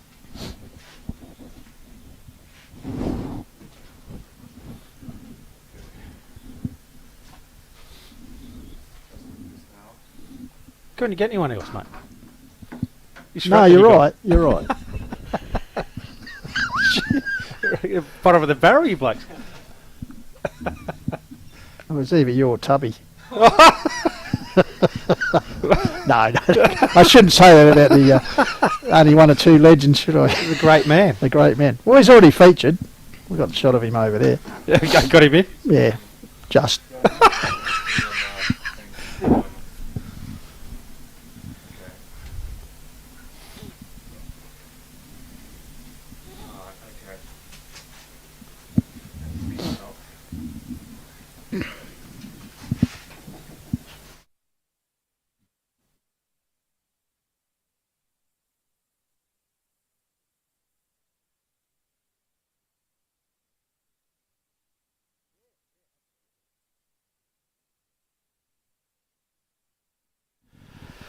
Welcome back live, the Call of the Wild on Filming Footy, coming to you this afternoon from Thomas Foods International Park as we broadcast, well, from where we like to call, in honour of one of the great men, the King Wing, the outer wing here, as we dub it every time we come here. And we're fortunate enough to actually talk to this bloke earlier in the week to make sure we got the permission to use the King Wing. And why not? Because he used to own it himself. But great to welcome aboard Lobethal Hall of Fame member and, well, all-round good guy. It's good that he brings his own script as well. Jason King.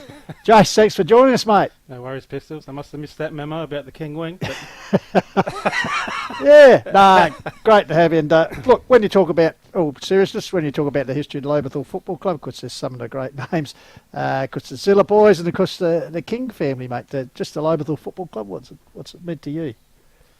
Oh, a lot over the years. I suppose I grew up playing footy here earlier on, 8, 9 years old, and continued on. Yeah, it's been, and socially, obviously. Yeah. Always a place to come. And Because Torrens and North Adelaide in the SNFL career, because won a couple of reserves medals, Magarey medals, and I know, as you've said previously, perhaps that shows that you perhaps played too many B-grade games. yeah, we don't talk about that. In your career, but the first one, Torrens, you went to Torrens initially or North? So, yeah, went to West Torrens originally Yeah. for 1 year when they before they combined. How'd that come about? Because this is more traditionally a Nord area, I suppose, Jason. Yeah, well, the Zilla boys were going down there, and I happened course. just to jump in the car, basically. And back then, Torrens were happy to pay for the transfer fee, very lucky. Wow. And then a year after that, they merged with Woodville. So Yeah. So Interesting, hung around for that, or? yeah, hung around there for 7 years. Yeah. Yeah. Hey, it's funny, we had John Roberts on the Huddle just recently, and he was talking about that because being a Woodville player, and he said just the feeling, and it was very interesting, like perhaps the first pre-season, because 12 months earlier, or 6 months earlier, because they played each other in the last game, Woodville and Torrens, and then fronting up together. Yeah. Pre-season training, so blokes that you probably used to beat the suitcase out of your teammates now. Yeah, I was a young fella back then, but yeah, I remember pre-season, everyone was rocking up in 2 different groups, so there'd be a Woodville group, Yeah. West Torrens group to start with before they started to merge in. But Yep. yeah, it was interesting times. Good side, obviously, Yeah, yeah, and then happened to win it. Oh, the league side happened to win it in '93 after yeah, 2 or 3 Yeah. years. Dominant side they back then. Twos were very strong. yeah. We'd win most games there too. You played any flags for the Eagles and the Twos? He Premierships, or- played in 2. Yeah, and, right. In '92 and '93, and we missed out by just about the last kick of the game in '91. So Okay, could have had the trifecta. could when you have, think but we about weren't good enough. But yeah, it was pretty strong sides back then. Obviously, a lot of league players still playing in the twos back then. Romano Yeah. Negri he came back. And Yeah, played oh in the yeah, yeah, twos of course, for us. yeah, big Paul Romano. Pisani, Yeah. a few of those guys. Yeah, very strong team. But yeah, it was good fun to play then. There's a sort of hypothetical question, I suppose, Jase. Annoy you a bit when you look at, obviously hard to push into a league side then, and reserves was very strong. When you look at the Sandford competition now, it's nothing like it was back in your day, is it? Well, it's hard to say. I suppose it started to change back then when the Crows went in. Yeah, the whole SNFL sort of started to change a bit, and definitely, and then Port was about 7 years later. Yeah, Yeah. it sort of have changed a bit. Yeah, Yeah. doesn't. I don't think people just follow as much as they obviously Yeah. used to back then. Yeah, Yeah. yeah. Hey, and then Still coming, a good comp though, yeah, mind you. well, that's right. Coming back to Lobie, what year did you come back? 2000. Yeah, So they'd run a couple of flags previously, and Mm. I come into the fold and we went backwards. So 98, 99. You think, I'll be right, I'll come back for the glory. It took them backwards. didn't have it. Ended up finishing third, but that's the way it goes. Yeah. But yeah, we were competitive, yeah, but it went downhill. Mount Barker touched us up, I reckon, over in Uradler in the prelim final that year. Got hold of us, I reckon. They kicked 5 or 6 goals in the first quarter, out nothing. The game was sewed up in the first quarter. Yeah. All done. And then 02, of course, part of the premiership victory, although your influence on grand final day was a little bit limited, Jason. We just had the reunion there, Pistols, Ah, too. So, yes. a couple of weeks ago, and I was asked to leave just Ah, before yes. half-time as well. That was all good fun. Just for our viewers, Jason copped the rough of the umpires, which is... when you think about these days, and I talk about cards in footy, you've got to be spot on if you think it's that type of an offence, isn't it?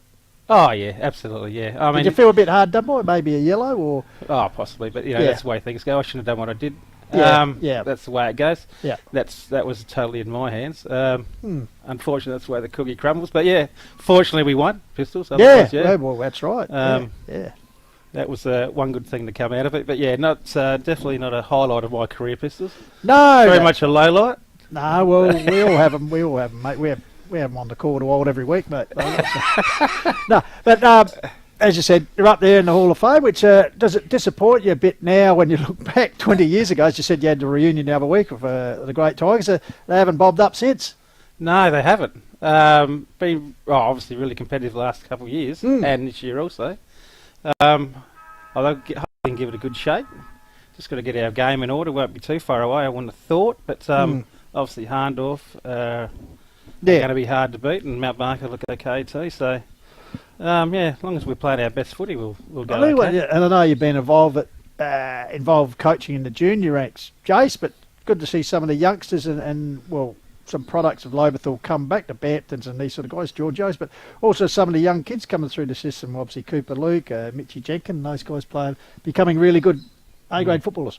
Oh, both those two have been really good footballers. Actually, Mitch Jenkins come along really well, and Cooper Luke really need his pace out there too, so he's an important player for us. Both of them are key players for us, actually, really, as young fellas, so hopefully they can keep up the good work. There's a few others going around as well, so hopefully we can just hold our nerve a bit and get our best game together. Now, Lobethal, one of the traditional clubs in the comp. As I said, we go back to 1900, I think, the history of the club, been in the Hills League. Just the improvements that's going on here, like the new scoreboard, we're blown away with that, and we're talking to Travis Blundell before the president. New timekeepers boxes are coming up because you've had the lights that was put up last year, so it's all happening out here in the Valley of Praise, mate. There is a bit happening over here, yeah, and we got another new shed going across there for the barbecue area and a bit more storage. Yeah, Grum's really doing a good job in that area. You're going to keep the Pope's chimney though, aren't you? The traditional chimney. Got to keep that. That's we'll iconic, mate. We'll make one. It's like the King Wing, you expect to see it. Another memo I didn't get, Pistols. No, I think we'll get a bigger and better one than that in the new area, I'm sure. Yeah, nah. Yep. They are doing some good things around here, along with Yenchi as well, trying to improve the place, along with the sports club. They're doing good things here. The lights are definitely a big improvement, so yeah. Yep. It's had its tough times, Lobby, as we know, when the Woolen Mill closed all those years ago, and and junior football, etc. But they're a great community club. You just have to look at the roll up here today, and you always come to Lobby. There's always a good crowd.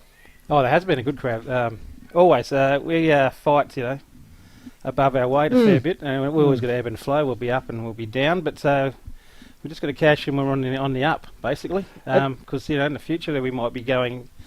Things might be quite as rosy if a few blokes retire, but we've got to take our chances when we can. And just quickly, when you look at it, you said they do punch above their weight, but when you go through the records and some of the SNFL or even AFL products have come from this footy club, it'd be one of the highest in the Hills competition, I'd suggest. Possibly, when yeah. We've had the Zillas, yourself and your brother, and of course Stephen Zilla, the AFL, and Alex all Georgia. the ex-Nord boys out here, yeah. Alex Georgia, yeah. We've got a couple of players playing for us now, actually. Aiden, Riley, and Mitch Grigg, who's absolutely on fire. Yeah.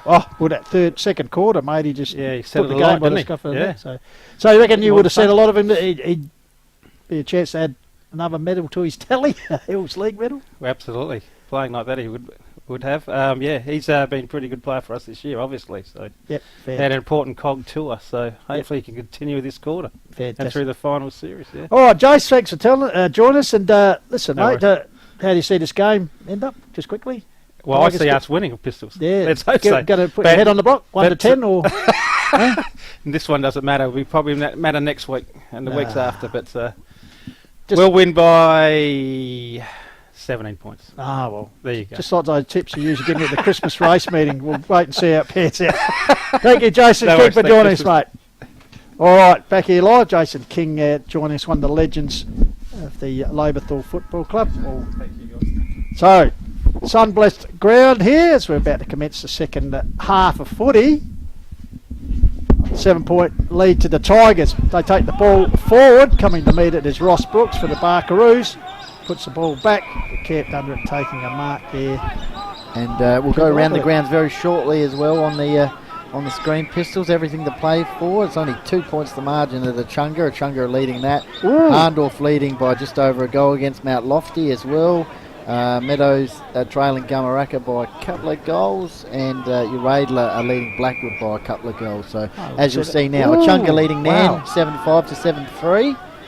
Good games of footy in this close. Harndorf leading Mount Lofty 4-6 to 3-3, so 9 points the margin there. Of course, Mount Lofty getting over the line in the reserves. Meadows trailing Gamaraka 4-4 to 6-3 in the qualifying final country division. Good work, Tomia. And Uradla leading Blackwood 5-9 to 4-2. Still close, isn't it? So, yeah, it's all happening here in the last Saturday of minor round football in the hills for this season. A good game of footy here. All right, so where's the ball? Oh, it's on the wing. Jimmy Braidwood, sorry. Got the sun right in the eyes here. Kick towards the outer side. Oh, high flyer there with Ethan Baxter. Meantime, oh, thanks for coming. Peg Dog in the action with a bone-crunching tackle. Ball hit. Half forward line. Throwing on the boot there was Collins. Inside 50, Lines. A little bit of poise.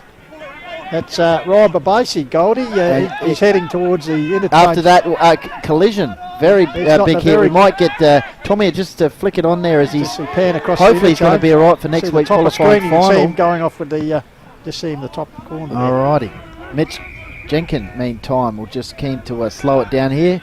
Looks like he's just taken in the beat once. He'll be all right. Might not play for the rest of the half as he's got the qualifying final next week. Who knows? We'll find out. Andrew Bruce.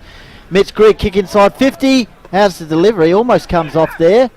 Scroby is around the action. And the ruse through Henry Bruce and Ethan Bell clear the ball. Ball comes out into wing, the King wing area, taken by Houlihan. Quick hands out there. Ball goes forward. Oh, good attack on the ball and tapping it forward was Giorgio. Tap to advantage of McWaters. McWaters puts the ball forward to Fuller, right in front of our broadcast spot. He goes, sends the ball. Good diving attempt there, thought it may have been filled. Baxter getting involved. Gives me off here, comes to Callens, he runs in trouble, good enough to get round. No, to Jewel Best and Ferris, puts it forward towards Hay. Good ball, good ball there by Giorgio. Here's Riley, left the ball behind, goes back.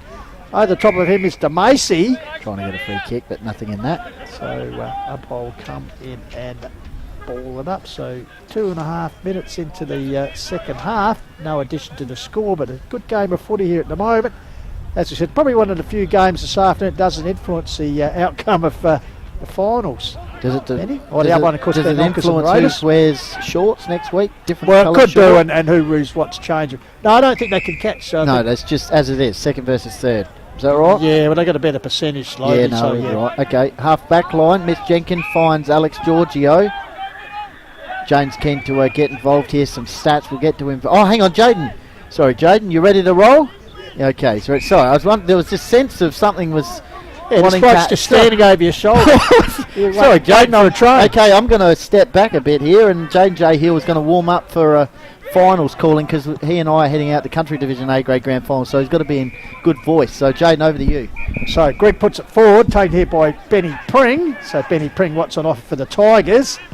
Decides to go short, gives it to Riley, sliding in as the playing coach. So, Aidan Riley. Hello to everyone watching in the south coast, Illawarra region of New South Wales. Puts it further afield. Getting his hands to it was Carter. Ball spills. Here's Callens. Cleverly threads his way through. Little chip pass. Misses the target. He sets for Cooper Skinner in front of the Wiseman. Goes backwards to forwards to Mitch Jenkins. Bouncing ball. Callens comes back on it. Gathers the ball. This time finds a target as he gives it out here to Marshall. How. Long handball. Picks out a teammate there. Driving it forward. Meanwhile, the whistle's gone. Free kick into Houlihan. Houlihan will chip it across here. Taken by Henry Bruce. Tries to get around the opponent now. Goes long. Will the ball sit out here for Payne, I think it is. Ball tackled there by Giorgio. Coughs the ball up here, but Waters keeps his feet in the blue pot. Puts it out wide towards a teammate as the sun breaks through. Comes to Grigg. Grigg handballs back to Riley. Riley takes a little pass out there. Finds a teammate out wide. So Lobethal now going forward. I believe that was Pring. Ball just got stuck in the mud here. Players go at it, and it's a high tackle. No, it's not. Play keeps going. Oric goes inside 50, and Carter takes a chest mark. And what's he going to do? Go around the corner or play on?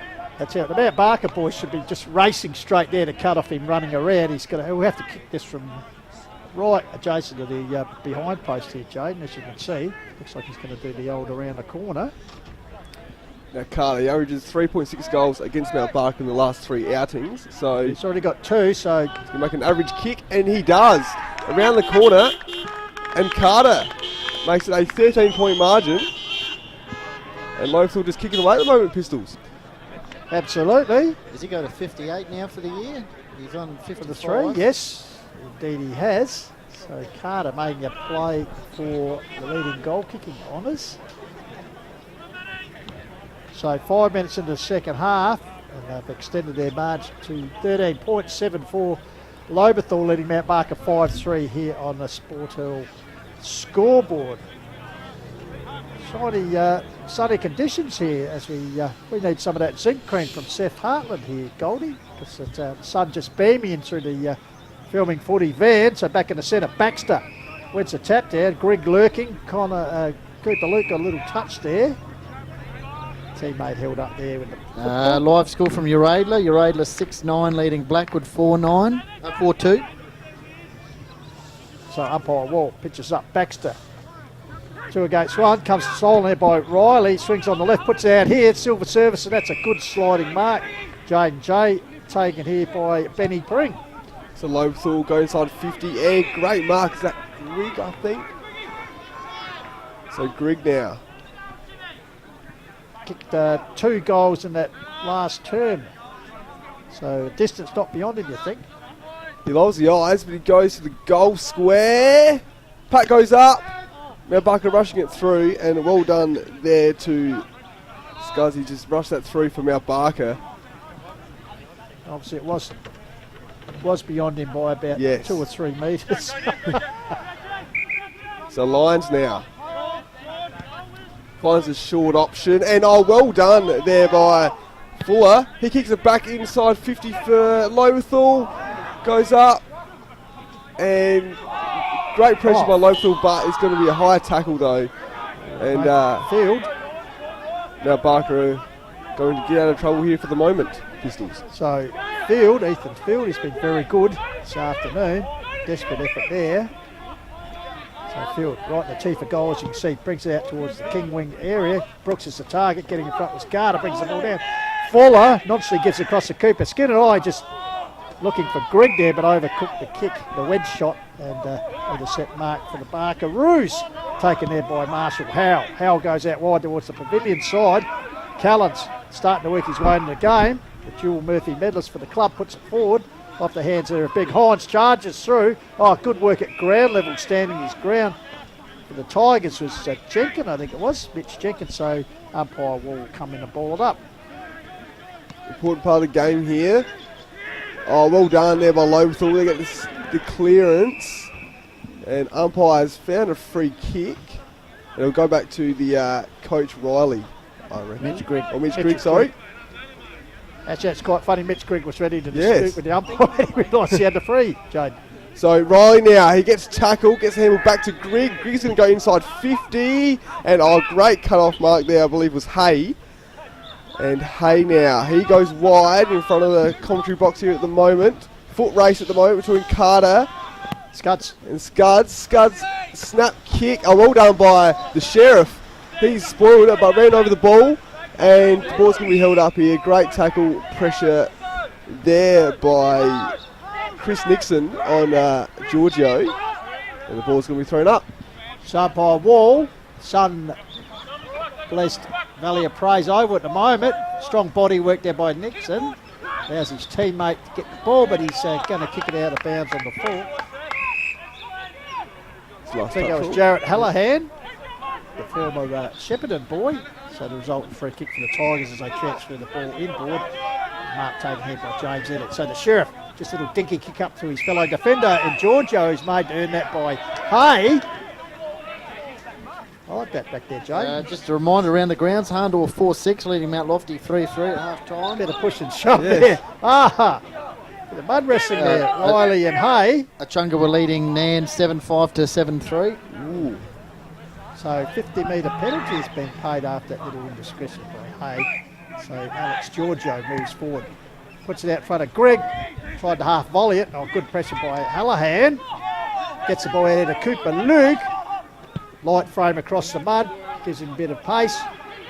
A good defensive mark taken back there by Line. Right in front of the scoreboard, which reads Lobethal 7-5. Mount Barker 5-3. So Mount Barker now trying to get the ball to forward 50. But Giorgio, well done. Courage on the line. He's just spoiled it over. Magnificent crumbing work by the drinks runner right in front of us too, Jaden. Yes, correct. Read it nicely off that pack context. Yes, well done there by Giorgio. And the ball's going to be thrown in by the Academy boy.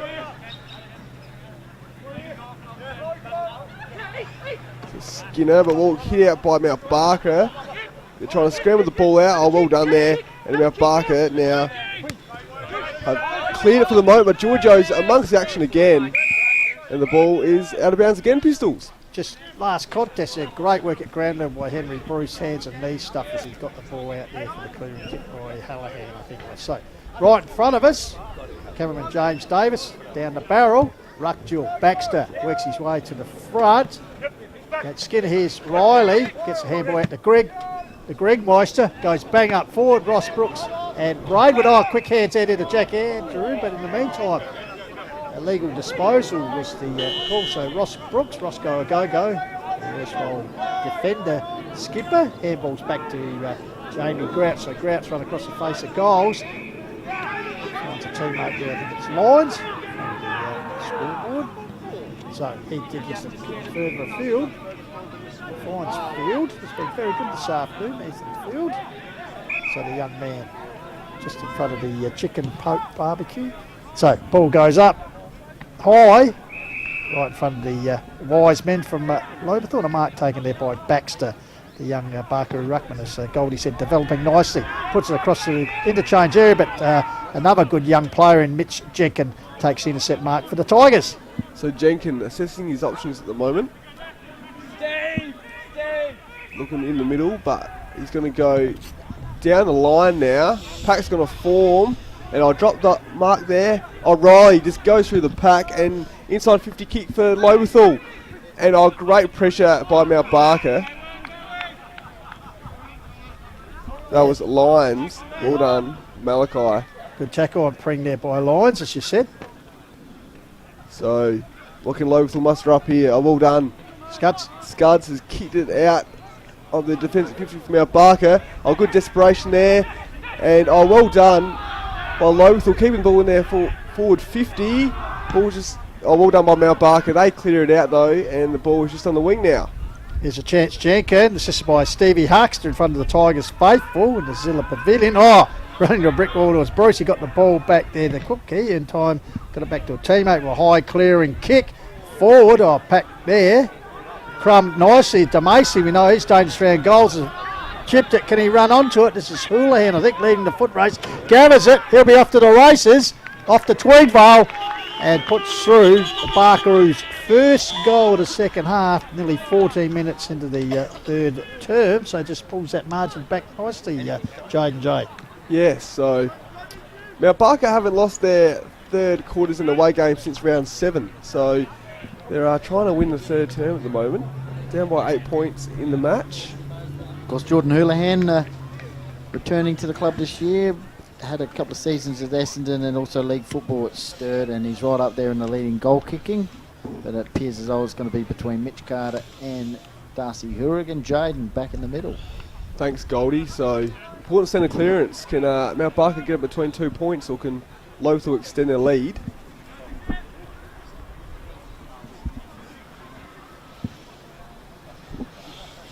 So the ball goes up. Well done by Braidwood. Gets it down to Luke now. He gets a centre clearance. He kicks it up to half forward line and stopped there by Lyons again. His tackling pressure's been really good the last couple of minutes.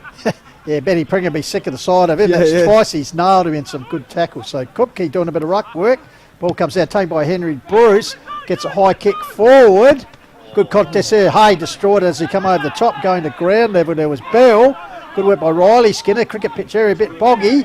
Flicks out the handball. Here's the Sheriff. Quick kick away towards that broadcast area. More like a torp. Here's Joe Zaddo. Battle against their son man in Heartland. A little toe poke forward. Ball not moving forward. Good work by Zaddo. Finally, Hallahan. Sweeping handball. Gets it out here to Payne. Gets it back to Hallahan. Bang! He runs into a brick wall in the form of Fuller. Ball comes back out here. Here's Zaddo. It's almost slow motion stuff. Finally, a quick kick forward. Met nicely by Callens. Keeps the ball in front of him. Gets a handball out to Bruce. Grigg arrives on the scene. Intercepts. Gets the handball over to Jack Andrew Banton. He fumbles. Could have been ridden into the ground there by Grouch. The umpire has ruled that's a high tackle paid. It's not hard to tackle little Jack high, Jay. No, it's not. So what can Bamden muster up here? He finds a target under pressure. Well done by Riley. And he kicks it inside forward 50. Fuller. Finds Fuller. So on the back of a tough contest on the wing, Fuller's now got a shot, but he finds, oh no, he miscalculates the kick, and Mount Barker try and get out of their defensive 50 at the moment. Handball is scrambling around, and good tackle pressure there by Lobethal, and incorrect disposal. Field tried to take him on there. The old don't argue paid the penalty. So Bampton, Peter Variety just quickly takes a free kick and spotted up the lead there of Jack Maxwell. Just his fourth A-grade game for the season. He's had a lot of injuries this season, but been a good performer in their major round campaigns the last few years. So he'll be looking for a big performance in the finals, which of course start next week here in Hills Division 1 competition. So Maxwell has only kicked the 7 goals for the season in his 4 appearances. So whether that's a handy return. So here's Maxwell, deliberate approach. Tell you what, they like it. So Maxwell gets the 8th on the board for the Tigers. It just gives them that little bit of a buffer. Yes, important kick there, and well done to Lobethal. So get to 14-point margin, Pistols. So Barker would be looking to get the margin back with 17 minutes gone in the Premiership quarter, though, as they say. So he's got Cooper, Luke and Co talking in the middle as umpire gets ready to ball up. Braidwood versus Kupke here, Jaden. Right. So ball goes up. Braidwood gets a tap down, and Luke again gets centre clearance and again finds a target there. Fuller. He goes Fuller, yep. So he tries to play on. Umpire says, yep, you're off. Tries to get around the man of the mark.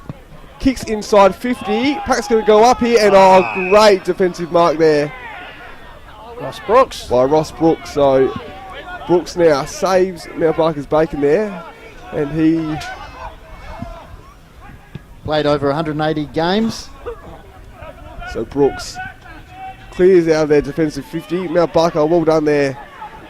And Callens, I reckon, has the ball. He handballs back, and they clear it now, Mount Barker. Yep, along the line, big fly there. Couldn't grab the ball. That was Nixon. Meanwhile, they work forward through the agency of Worthley. Here's a chance here. Payne will it sit for him. He's under a lot of pressure from Timmy Jenkins. Flicks out the handball back to Nixon, who's run on. Gives it back to Payne. Right out in front. Here's a chance if he's straight enough. Goal umpire moved a little bit, but looks like Payne has raised his 2nd goal of the afternoon. So, entertaining game. As I said, no win or loss can change on this. It's sort of a dead rubber, to use that terminology. Just going back to Roscoe Brooks' mark in defence. Of course, he's the club captain. As I said, played over 180 games. Part-time owner of Mount Barker Irrigation Pump and Premiership player in 2012. So he'll be looking for a big finals campaign coming up. Yeah, great defensive play there. Allowed Mount Barker to go forward and has now cut the margin back to 8 points. So, picturesque scenes here in the Adelaide Hills and the Valley of Praise, Lobethal, where the local Tigers 53 are leading Mount Barker 45 here on the Sportal scoreboard. Trust you're enjoying our Call the Wild worldwide coverage coming to you on the filming footage. So back in the centre, Baxter back in ruck, got the ball. Bruce goes bang forward for the Roos. This is better. Oh, it could have been infringement there. No, said the umpire. Here's a chance for Payne. Tries some Adelaide United soccer skills, but he's stuck it in for a minor return. So I suppose they all add up in the end, Jade and Joe. Yes, they sure do. As Timmy it's Jenkins going to be the disappears. tractor. Yep, the tractor's going to find the ball. Gives us a chance to just mention again our sponsors, and we thank them very much for Lobethal Football Club. We have Closey Supermarkets, Thomas Foods International, GE Hughes Construction Co, Quick Copy Loan Co, Mismatch Brewing Co, and for the Mount Barker Football Club, thank you very much. Generous support of Fitzner Furniture, Mount Barker Crane Hire, Zancott Recruitment, and Turning Point Career Coaching Consultancy. So the tractor, Tim Jenkins, just waltzes out of the square and kicks it to the pack forming at the moment. And ball goes down. Oh, well done there by Mount Barker. They scramble, handball, and they're going to kick it back inside forward 50. Oh, drop mark. And just a bit of a scramble at the moment. Umpire says, give it to me. And Mount Barker just putting the pressure on at the moment. Getting up the pack was the man who usually says, give it to me, and Timmy Jenkins. So, umpire Matthew tosses the ball up. Bravery gets it down. A toe poke forward for the Tigers, but must have been in danger, I think, was the adjudication from the umpire. So, this will be Mason Ryan Bobasi to take the free kick, as Goldie mentioned, played interleague footy against the River Murray earlier in the season. And good to see him recover. He took a bit of a heavy knock. He's also the under-18s best and fairest at the Roos last year. Debuted this season, playing as a utility. And if you need any camping advice, drop into boating, camping, fishing at Mount Barker and you will find Mason there. So the BFC boy. So Ryan Babasi heading towards the Tweed bow end of the ground.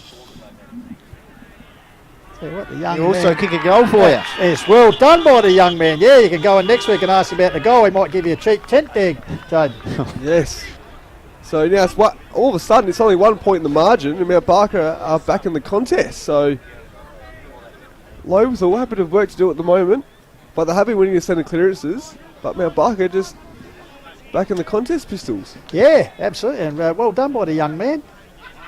So, game on here. It's a dead rubber, but pretty entertaining. The Tigers, 53, plays 52, 22 and a half minutes gone. Third term action here on the Call of the Wild. Just enjoying our coverage through filming footy, and thanks also to Sports Interactive Dartfish. So, back in the centre. Raven knocks the ball down. Meanwhile, he's about to go it, but a free kick has been paid. Looks like it is going to go to Henry Bruce. He's been pretty busy in the centre square this afternoon. So Henry de Bruce puts it across here to Howe, Marshall Howe. He's spent some time at Sturt Juniors. So Howe, not a lot on offer, so be forced to go long. Target was Houlihan, deflected from him. There's Mitch Jenkins. He's disposed quickly in the clog hole there. An umpire, really hot decision there. Has paid holding the ball against Mitch Jenkins. So, Callum Hay, who kicked the goal in that second term. When he gets into it, he looks dangerous. He does, as I said, physical trainer, so pretty strongly built fellow. Of course, joining the club this year from Salisbury North, Adelaide Footy League. Someone on here. So puts the ball forward, off hands there. Big Hines was involved. Cullen's at ground level trying to crash his way through, but he's held up in a pretty strong tackle through the agency there of Giorgio. So umpire Matthew will come and ball it up. So Braywood, Barker get it down there, and umpire said give it to me again, and it's going to be another ball up in the forward 50 of Mount Barker. So Hines against Braidwood. Hines gets the ball down to Hay, tries to crash his way through at ground level, makes a little bit of yardage. So once again, umpire Matthew will come in. So inch by inch, Barkeroo's pushing towards the goal at the right hand of screen. So Hines in front, Braidwood over the top, ball comes down. Oh, that could have been too high. That tackle applied there, just a bit clumsy. Perhaps no need for that, because it was accidental from Peter Bampton, who lies down and says, what are you on about, mate? In the meantime, the free kick has been paid to Henry Bruce. So this will be interesting, Jade and Jay. 1 point ball game in favour of the Tigers. So the chance here for the Barkeroos to head into three-quarter time, perhaps with their nose in front. 24 and a half minutes gone. Yes. So, important kick here by Henry Bruce. He's kicked 20 for the season. Yet to get on the board in this match. So the vice captain in red time, can he get the Barkeroos in front? So Bruce now strolls in and has hit the post, hit the woodwork, and scores level. So Mount Barker pressing here at the moment, like I said, in red time as Tim Jenkins. If we get anything like this next week, it'll be Yes. good. I tell you what, this could be the Call of the Wild trend. We've had some close games over the last 3 weeks. As Timmy Jenkins takes the ball, puts it up here, Baxter camped under it. The big man goes, dropped what he should have taken. He's got support there from Lyons. Comes back to him with a handball from Worthy. Comes back to Worthy, tucked in close to the boundary. Hooks it around the corner. And that is a very good mark taken there by Chris Nixon, former Hope Valley boy. So Nixon quickly sits towards the top of the goal square. Houlihan territory. Hayes back there as well, but defensively Stevie Huxter, who leapt like a startled gazelle and fist the ball through for a minor score. So Jenkins now, he finds Grigg, as a short option. So Lobethal wouldn't like to concede another goal here. Grigg is going to go wide. Oh, but cut off though. Cut off there by Nixon, who kicked it back inside 50 just moments ago. He kicks it inside 50 and can't find the target. Ball's going to scramble to the goals, and Giorgio does the safe thing and concedes a rush behind. I tell you, if that was a dry day, that ball would have bounced through there. You could just see it plop in the goal square. And Giorgio on hands and knees just happy to concede the behind. So those 2 late behinds has now given them margin by that. So 53, Barkeroo's 55 here, according to old Sportal scoreboard. So Fuller now kicks outside 50, looking for Braywood. Big Jimmy gets the ball down to Jenkins.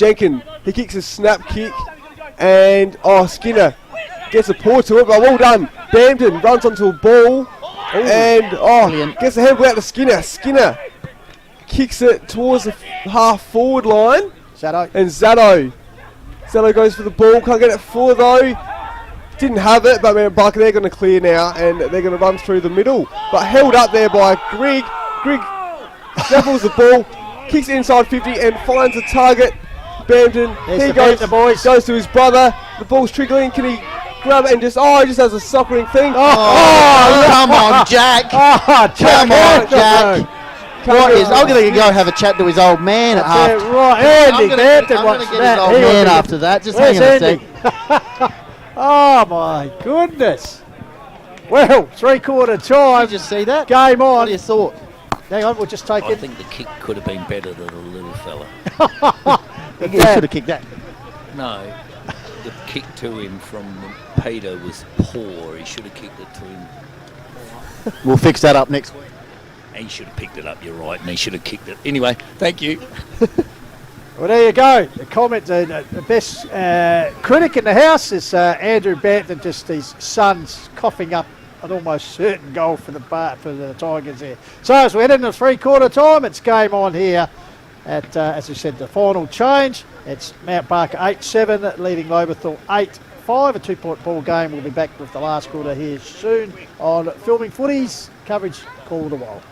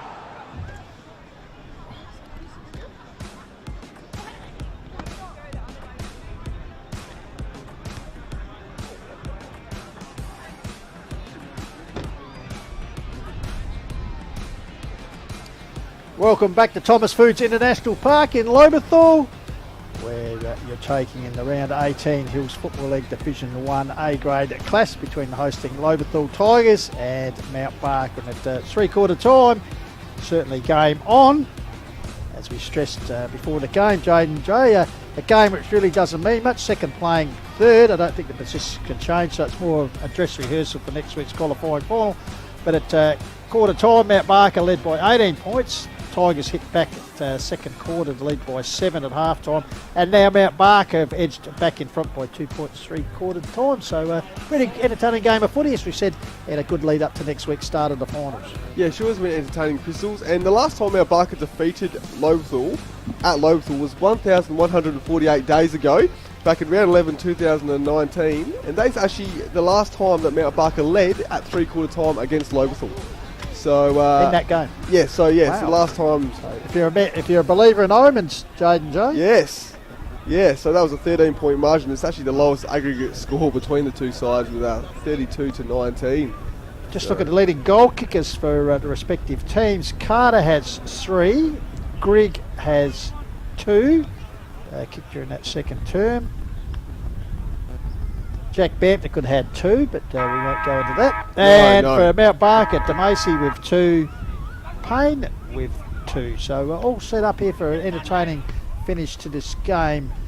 That's for sure. And a big round of Division 1 footy. And of course we must thank our sponsors at a particular club that is supporting the Call to Wild here this afternoon. For the Lobethal Club, we thank Closey's, Thomas Foods International, GE Hughes Construction Co, Quick Copy, Loan Co, Mismatch Brewing, and for the Mount Barker Barkeroos, we'd like to thank Fitzner Furniture, Mount Barker Crane Hire, Zancott Recruitment, and Turning Point for their support of the clubs. And as we said, it's each week, Jade, we just appreciate not only the support of the Call to Wild, but the support of the community football clubs.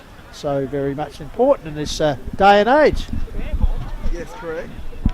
So, both coaches have addressed their teams, as you can see them breaking now, but funny, they'll be all back next week to do the same thing, but Blackwood Oval at this stage will be the venue unless conditions change during the week, but we'll keep posted on the local guides to where that will be. In fact, game was supposed to be here next week, the elimination final on the Sunday, but that has been shifted, Goldie down to Callington. Hey, Jaden's just going to, we're just going to swap over again. So sensational work from Jaden as he warms up for the country Division A grade finals and all the others. So he'll be back shortly. But in the meantime, Pistols, let's get ready to roll here in the final term. We've got a 2-point ball game. We're going around the ground shortly as well. Looks like maybe Blackwood will finish 5th based on the 3/4 time matchups scoreline. So Mitch Jenkins takes the mark for the Tigers. Half-back flank, kick into the middle of the ground. He's got Peter Bampton on, as we heard from his father at 3/4 time. Just let down the kick there to Jack Andrew. See how he goes this time. Marked there by, was that Pring, gets it to Aidan Riley. Centre half forward, James Braidwood, big Jimmy Braidwood. To the Tigers this year from Sturt, kick inside 50, Carter.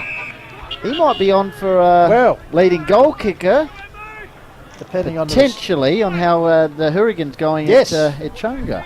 Yes, so it could be very interesting results coming out in all sorts of manner from that game at the Chunga. So, as you said, big Mitch Carter already with 3 on the board. Interesting enough, Lobie didn't kick a goal in the first term. Yeah, they're on 8. Carter has already kicked, as I said, 3 of them. So, right behind him is our cameraman James Davis, once again doing great work on top of the roof here of the filming footy van. So, Carter towards the boggy goal square. Missed it. Umpires moved a little bit too much for my liking, so a minor score results. They're good enough to close the margin back. And just around the grounds at 3/4 time at Chunga, we're leading 13 goals 8 to Nanbrummer United 8-6. Wow, must be a win there. Gavin Godeke, thanks very much. Adelaide Hills Insurance Brokers. Harndorf 7-8 leading Mount Lofty 3-4. So the Devils need a surge. Yep. And Meadows and Gum, I'll get that shortly. I think Gum were leading by a goal. It's the country division final stone. They Oh, there we are. There's the qualifying final score. 7-5 to 6-7, so 4 points to margin. Gum record for the right to play Kangaroo in the second semi next week. So big feast of football coming up on the Call to Wild and filming footy. And don't forget tomorrow the HFLW Women's Grand Final. Beck Northcott joining us. Yeah, Beck Northcott, bustling Beck. So all that action starting from 10:30 tomorrow, streaming service available. So Lines will bring the ball out of the boggy goal square, so he runs out to a bit more firmer turf, goes bang, back sets themselves, Brooks out there, off hands, ball comes down here, quick kick away from DeMacy, intercepted by Riley, gives it to runner Mitch Jenkins. Jenkins nicely picks out a teammate there in Jack Maxwell. It's good to see him back in the Tigers lineup. Just a few games this year, so they look so much better with just his body strength and his ability to offer an option, which he did on that occasion. So lovely weather at the moment. Yeah, beautiful spring weather here, even though it's winter. So Maxwell we're bringing it on. Kicked the last goal for the Tigers, so a chance to get his multiple credentials, but he's pulled this one wide, so they've added 2 behinds here, and as a result, boys, 3 minutes into the final term, scores are locked. 8-7 apiece. All right, your Adler Tomia 10-11, leading Blackwood 5 goals 4. So it looks like Blackwood will lose, but they'll hold on. if Dan can get their wriggle on in the final term, they'll make finals. But at the moment, it looks like Blackwood. Oh, hello. Yeah, good hold, good, hot decision there. Good tackle applied by Jack Andrew. That's a Bampton. kick. That's a That's better good. kick. That's not bad. Puts it out to Pring. This is in the pocket. Any Pring. Kicking 15 goals for the season, boys. He's just taking his best kick. He's right in on the boundary line there towards the Tweedvale entrance end of the ground. So Pring, deliberate approach. Good kick. Tell you what, as he threaded the He needle, has certainly. he certainly has. Takes up sewing classes. Great work, Benny Pring. And his second goal, first goal of the I've game, got to and they take the margin by that 6-point margin to the Tigers. Recently married, regrets the peroxide hair. I've got to use this because this is what we got at the start of the year. Recently married, we got married at the start of the year. Yep. Gave away the peroxide hair. 150th this year, Pistols, and of course with Meeks Grigg arriving at the club, had to change his Guernsey, so he's number 39 and Mitch is number 8 this season. So in the middle, it's Andrew Huxter still standing in the same spot as the first quarter. He's That's absolutely unbelievable. captivated. That's unbelievable. Unless it is a statue. That could be. Tommy, have we got? We might come back here tonight and see if he's still there. Andrew Huxter Actually, has not moved since far quarter. right of screen, underneath the HFL logo. Hands in the pockets. That's going to be on the wing. Yeah, he's And- absolutely captivated. Anyway, Henry Bruce gets it on to Callens. Good movement here from the Roos. In the middle of the ground is Damien Irons presenting nicely. The big man sweeping handball. Looking for Callens. Overcooked the hand pass. Coming through with Jenkin at full pace. Good work through the Tiger through the middle of the ground and starting to kick into gear now. Luke got the handball. Kick forward. Torp. How's this going to go? It's 1-on-3. Carter, the big man. What's he going to do in this situation? The Roos mop up nicely. Lines. Ethan Field under the pump. Lines usually a good user in these situations. Carter coming on the scene. Scuds. And Scuds managed to clear the ball after the Roos defence were under enormous pressure there. Jaden, anything that's capturing your eye as we Tigers leads 9-7 to 8-7? Well, Mount Barker haven't had an inside 50 yet in this quarter, so that's big news there. So it was a golden margin. So Meanwhile, Fuller from resultant out of bounds. He got the ball and he's found Mitchie Grigg. So Grigg, he's got a lead here for Carter. Just opened up nicely. Actually, Bampton. My apologies. Saw the frame streaming out. Thought it was the big man. So Peter Bampton was the former Nord teammates there combining nicely. So P. Bampton, Robert Jack has a goal in that second term. So Pete yet to get on the board this afternoon. Has kicked 12 for the season. Missed a few games. So we'll see if this kick impresses his father, Andrew, this time. No, we can hear the groans from beside the van here. Yes. Minus score results.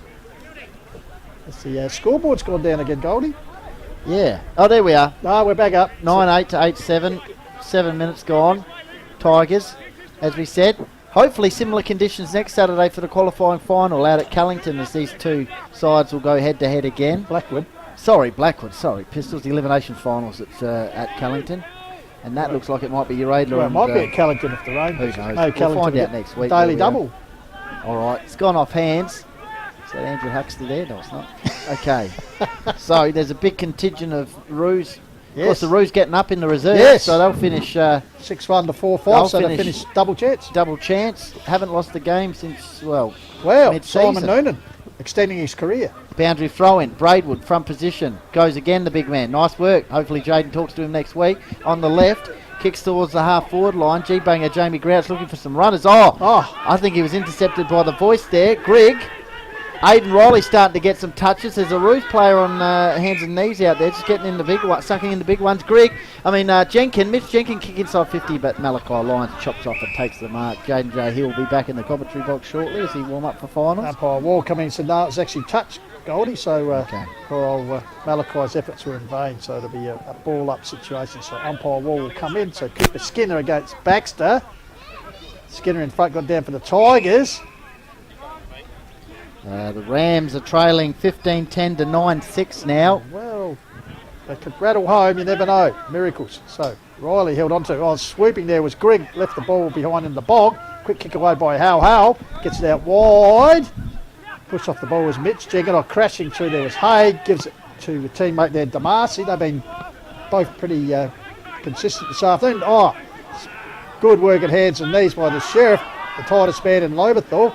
Got it back out here to Maxwell, I see this. Sorry, puts it up the line. Once again, getting involved here is Ulrich. Close to the Andrew Huxter interchange. Hasn't moved. Has not moved since the first quarter, Andrew Huxter.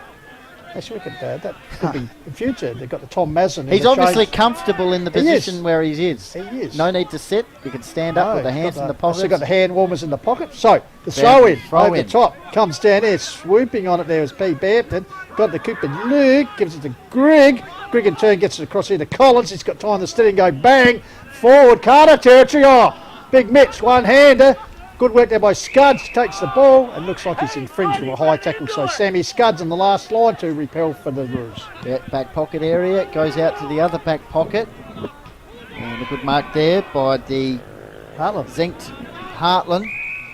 Zink on the nose, understand why he needs it now. Ethan Bell. Haven't seen a lot of him this afternoon, recalled to the team. Bell kicks it along the interchange bench area. Good work, Payne, got it onto Henry Bruce. On the right boot, kicks it towards the half forward line. Good presenting. That's Callum Hay. He'll be up for a big game next Saturday. In the meantime, Lobethal 9-8, 8-7, final minor iron match. And it's a good smother. Is that smother? Yeah. Yeah. In front of the Lobethal Wise Heads. Yeah, Closey supermarket sign there. 10 minutes gone. Final term. Sun drenched. Valley of Praise. We love it here. Big oval, big deck. Boundary throw in, Hines trying to look for will the ball forward, and he eventually does, give it a bit of a kick into the pocket area. Oh, it's on behind play. Is it? Yes, it is. No need to do anything stupid, lads. Riley and Hines just tangling there. That's the ball on the boundary line, but they're just slapping each other's arms. Oh, ragdolled out of it. Going down, just using his experience. Yellow card. Using his experience there, just milked the free kick nicely. Aidan Riley, the boy from Illawarra. As we said, VFL, West NFL experience there. So the playing coach of the Tigers quickly moves the ball on out wide to Cooper Luke. The wing area. It's a cricket season coming up, Goldie, as you suggested, from the wise men of Lobethal. You're getting a bit of advice there. So Cooper Luke, fine young player, puts it out wide the wing area to Andrew Huxter wing. Has he moved? He hasn't moved, has he? No, I don't think so. Oh, hang on, he's gone to get the ball. Oh, wow. He does it all. So that could be stat of the day. That's why he's a Hall of Famer, Pistols. Yeah, absolutely. And well deserved to Andrew Huxter. Good work there. He'll go back to his position now. He will. Mitchie Weeks. He's a stay-at-home supporter, I think they call it. So Mitchie Weeks is enjoying the coverage and enjoying Andrew Huxter's work, and the Sheriff as well, the tightest man in Lobethal. Very good call. Well, only go on the word of his teammates as the ball goes around the corner. Here he is. And here he is, the Sheriff. On cue. Gives it off to Mitch Jenkins. He's just going for a run. Oh, sorry. Yep. Kicks towards centre half forward. That was a bit of a rugby pass out the back to Callens. Here's Worthley. Pass Andrew Huxter on the wing. Kicks it towards the Tigers' faithful. And a little bit of psychological stuff going on here behind the play. A little push and shove. In the meantime, the Roos with the ball at half forward through Hay near the Charcoal Chicken Pavilion. Might be going to order a hot dog there. So Callum Hay just suggesting he's going to go long. So that's what he does. Sets it up there. Target, they're getting one hand, two hands to it. Is Kupke. Cooper Kupke. Have a shot, son. Got nothing to lose. That is the locksmith. Works for lock around the clock. So we'll see if he can. Is that right? See if he can unlock this angle here. He is too. No doubt getting a bit of advice. He's plays cricket as well for Sturt. Okay. District cricketer. Maybe it could be a. Oh yeah, a potential buck. Potential. So, Kupke, very acute angle, nicely passes across the Hines unselfishly. That's what it was about. He wasn't having a shot. No. So, big Damien Hines hasn't kicked the goal today yet. Only the leading goal kickers. He has kicked 21 for the season. So, the former North East Football League player. Of course, spent some time in Centrals. Getting a bit dog of the day. It's two of them. They're going at each other on the wing. So Hines, the action's with him. He's put that one through. He's lucky. Yeah, it's just snuck in. So game on here, boys. I reckon that is potentially a point, Pistols. Oh, we're going to go upstairs? From my angle, anyway. Oh. That's interesting if it was next week, but that's all right. It's a goal. 1 point in the margin. Timmy Jenkins wasn't too happy with the call, but at least we've got a cracking finish coming up. Surely we're not having any more goal umpire issues. So Hines getting the first goal of the final Andrew time for the Huxter. Barkeroos. There's Andrew Huxter holding court in centre of screen. You see the excitement just vibrating from his body as the ball comes back to the centre. If the ball comes over, he's very quick to retrieve it. As the ball does come back to the centre. It's not moved. Oh, slight pivot. Yeah. Can't move too much, he'll do the string. It's a celebrated C-grade footballer, Hux, a premiership player back in the day. I could see why, just lightning fast all over the ground. So back in the centre, Braidwood doing the leaving against Cookey. Ball comes forward, lurking here is Bell. Gets a quick kick around the corner towards Hay. Under pressure there from Riley Skinner. Ball spills. Good handball over the top. Here's a chance for Ryan Babasi. If it's it from no, it doesn't. Can we rise or Hay? J. Hill's going to bring us home. Hay takes one in the It's going to take his head. mind. So resultant free kicky handballs back here to the run of Worthley. They go inside. Good sport there. The Sheriff involved. Round the corner. Snap there from Payne. I tell you what.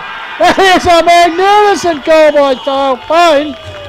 Sensational stuff. Wow. Goals Goldie steps out the chair. Jaden, tell us. Payne bringing up the highlights reel there for his third goal, and Barkeroos hit the front here. Jaden Unbelievable. Yes, going for their first win at Lobethal in 1,148 days. So, yes, could be a drought-breaking moment here. How's How long? Jaden's ability to sit down in the chair and just rattle that off? So, How long? 1,148 days. I think it's been that many days since Andrew Huxter's actually moved. That's him into it. Give us a smile, Hux. Meanwhile, here we go. Ball goes forward. It's ring-a-ding-ding game here. 5 point margin on the Sportal scoreboard in favour of Mount Barker. 10-7 place 9-8. As the ball comes here, here's Worthley. As they drive forward again inside 50. Here's Hines coming out. Chop out marked by Mitchie Jenkins. The reigning best and fairest Tony Lloyd medalist here for the Tigers. He'll take the ball out wide towards the pavilion. The target out there is McWaters, who marks in front of the Lobethal Wise Men. He'll go further afield towards the Huxter, Andrew Huxter, dead flank. Ball bounces there. Here's Ross Brooks. Goes backwards, finds a teammate there in Field. Field takes it forward, bouncing ball. Trapped there nicely. Misses the target and Bruce, it's Hay. Follows up nicely, goes to ground as he collides with his own teammate. And Stevie Huxter, who's certainly more active than his old man, just locks him up. As we try to get back on track here. Tough contest out there at the moment. It's very important. Yes. So, ball's been thrown up. Hudson Braywood. Oh, ball done by Bruce. Ball gets inside 50, but here he is, Jenkins. Very close there, best Yes. this afternoon, Jaden. He sure Could has. be in and line for the finds- beanie. Yes, finds a short option in McWaters. We go anywhere. Jaden's So out in the Waters- middle shortly. Finds Giorgio now. Got the runner in Jenkins. So Tim Jenkins, the tractor goes inside forward 50. Jack Bampton. That's his brother. Peter Back Bampton. to Peter, and just going to scramble in the defensive 50 for Mount Barker, and that is Field. Just retreats, but very dangerous kick. Skinner gets the handball over the Jack bench. Andrew. Jack, and he has minus score. I was going to get his old man to see what Yeah, he I thought. can Yes. hear that from here. Andy Yes. did. So, Sighton builds here. 17.5 minutes gone. Back to a 4 point ball game on the Sportal scoreboard. 67. Bruce play Lobie Tigers 63. Andrew Bruce just side on sort of look going He's on got there. the Huxter look. But side on. Side on. It's all happening out here in the Valley of Praise, I tell you what. You can see why we love coming here. So Collins now, yep. So, ball brought out here. Out wide over the top. Ball was Braidwood. He wraps up Roscoe Go Brooks. Ball held in there, so umpire Brooks will come in and ball it up. Jaden J, 18 minutes just about, laps over, 4 point game. So Braywell gets the ball down to Fuller. Fuller gets the handball over. Luke, Riley, back to Luke. Luke, he goes inside forward 50, looking for Carter, and Scuds removes him, and he takes the mark. Really important mark there by Scuds. You see, last line of defence, nothing behind him. So Scuds now goes outside his defensive 50. Big great Hines. there, Big Hines. The baked bean man. He kicks to the wing. Mitch Jenkins. Mitch Jenkins. Outstanding game this afternoon by the young defender. Was a representative defender last few years. Zone defender. So Mitchy Jenkins holding up this attack. Tigers trail by 4 points. 18.5 minutes gone. Call with the Wild filming footy. Trust you enjoying a very good game of Hills football to wrap up the minor round season. Ball comes inside corridor. Bouncing ball. Here's little Jack Andrew pumping. Sock and clear though. And in danger is the call over Grouch. Don't know about that, Jack Andrew, if he had his hands near the ball. But anyway, thinks about playing on. Handball's off. Thought Timmy Jenkins might be lurking, but this time it's Collins. Collins goes long towards the top of the square off hands. Close to the line. Carter, handball's out. Here's a chance for Maxwell. Spins out of trouble, then runs into trouble. Taken here by DeMacy. Long swinging handball. The pathway of Worthley. Well, it's sit for him. Gets it as Joe Zatto arrives and Bell over the boundary line. So Rouge defence the last minute or so, working hard but holding out the surging Tigers. Yes, interesting. As it moves. I think I understand what he's doing, Pistols, Andrew Huxter. He's the motivator. Players come off the ground and there's just a quiet little word from him as the players come off the ground. That's what I reckon his role is. Yeah. Okay. Team manager, motivator. So meanwhile, locked in there. So Jaden, this could go down the wire, and so could your decision, mate, for the beanie. Yes, correct. As Carter goes to Luke, but Luke's been held up there, and the umpire says, give it to me. So, yes, ring-a-ding-ding, 20 minutes gone in this final term. Achunga leading 15-11 to Nan 10-6. Gets spread out here. Oh, great tackle pressure by Mount Barker, and umpire says, give it to me again. And it's just held up here, Pistols, in the forward 50 of Lobethal. 20 minutes gone. Not long left in the minor round of the competition. Oh. So Carter gets the ball down. Grigg appealing for a free kick there. Has he been successful? Yes, I think he has. So Mitch Grigg, probably one of the worst people who like to have the ball, given the distance that he's kicking. This will test him. Has kicked 2 this afternoon, the Tigers. So Mitch Grigg, right in centre of screen there. Great shots once again from James Davis. He's probably happy the weather's remained pretty dry this afternoon. As you see, the pensive look on the Barkaroos supporters and coaching staff in the background. So Grigg approaches, goes long. Has it got the carry? You betcha. And has Cobber in the square. Signals that they're happy there. It's Tigers. 28's here. Grigg, his third. Have seized back the lead here, Jaden J, at the 21-22 minute mark. That's a game that is going down to the line. 2 goals apiece this last term. Yes, approaching red time. Tigers are hello, good shot. Aidan Riley just getting a bit of work done there on the hamstring, Pistols. Ah, okay. And Timmy Jenkins just resting there. Maybe Trevor Jenkins just giving advice there. Which he'd be taking a lot of notice of, as he told us on the huddle the other week. So back in the centre, still game on. Ball comes in, there's Grigg, disposed, here's Bampton, Peter Variety, flicks the ball towards Maxwell. Here's working by Wortley, intercepts, wins his way through. No, disposed, Grigg working hard here. Look in the background. So it's Andrew Huxley, he's even getting excited. He's moved a couple of times, he is indeed. So, 69 plays 67, Sportal scoreboard. Favour of Lobethal Tigers, 10-9, 10-7. Kicked forward by that man Grigg. Up forward, getting back to a good mark. His lines. Malachi, Variety, because Phoenix sidelined at the moment. His brother puts it out wide to Wortley. He's popped up a bit this afternoon.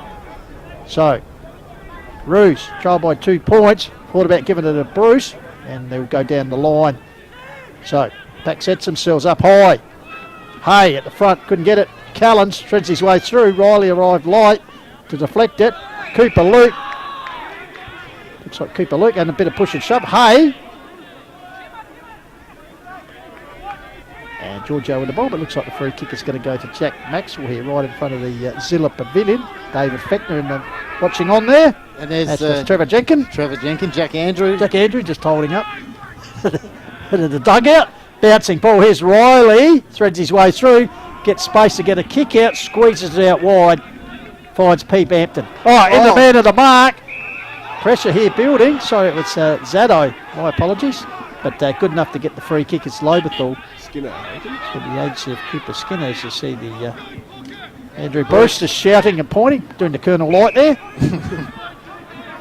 So Cooper Skinner is called by J&J, puts it close to the goal, looming out is Carter, who does a defensive sprawl to make sure the ball is held in his forward line area. So, good game of footy, J&J. Yes. 24 minutes just about to tick over. The Tigers holding on to this 2-point margin. Yes, so can the Tigers hold on? We know they'll finish second, but can they hold on here? Ball's been thrown in. Carter gets it down, and there's Bampton, the rampaging ball there in the pack, but can't get through. Held up there by Mount Barker. And the ball's going to be thrown up again. So Carter. Well done by Mount Barker. They clear it out, looking for a late winner here at the moment. Giorgio goes to Jenkins. Jenkins kicks it up the line. Pack's got a form here, and ball's been spoiled. But Zato lashing onto a ball, taps it to Grigg.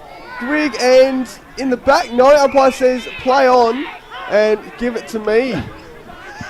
Yeah. Tough stats there. One side trying to get the ball close to the goals. The other one wanted up the other end to get that goal, put him back in front. Riley flicks it out. Well read by Grouch. Taps it out cleverly to Bruce. In turn comes out here. Good work by Cullens. Gives it to Macy. Treads his way clear. Puts towards the centre of the ground. Picks out a teammate there. Here's a chance for the Roos now. To go inside 50. Game not over. Great defensive spare by the Chef. The cavalry right. Got him. Was it in the back? No. Fuller. Good work there. Comes back to Mitchie Jenkins. Wow. Who's very happy to walk it over the boundary line. This is exciting for next Saturday. So 1 point ball game. Lobethal 69. Lead Mount Barker 68. 25 and a half minutes gone here on the Sportal scoreboard. It's the squid. Yeah. Alex Giorgio brings it out for the Tigers. Yeah, he does. Out towards Charcoal Chicken Pavilion. Jimmy Braidwood stands strong. He'll be important over the coming weeks. And that's one of the most important marks today at the 26-minute mark, with the Tigers leading by a point. Braidwood, high kick. Beautiful, long, strong kick out towards centre wing.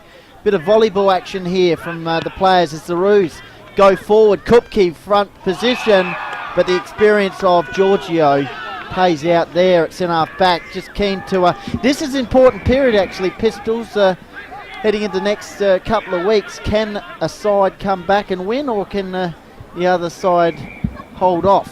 Because we'll probably get a couple of thrillers over the next few weeks. Absolutely. So it's good training for those couple of matches. He's done it again, the big man, getting the Brady. Joey Zato, I think is threading through, puts it forward. There we go. Reading the ball back. Peter Bampton, the old man will be happy with that. Yes, that'll make Andy happy. Just experience there. He read the ball well. He's probably worked his opponent in front of him. Don't go anywhere. Jane J. Hill's going to head out shortly and have a chat to our he's the most effective player on the ground. Take us through it. So Peter Bampton, 12 goals for the season. Yet to get on the board this afternoon. So he'll kick from 45 out. Slight angle towards the Tweedvale entrance end. There we go, double cobra! You can hear the crowd get around it. That Andrew could be the sealer, I'd suggest here. Andrew Huxton loves it too. He's moved. The 27-minute mark, that could well be the nail. It's been a great game of footy here. Peter Bampton. Okay. Full time.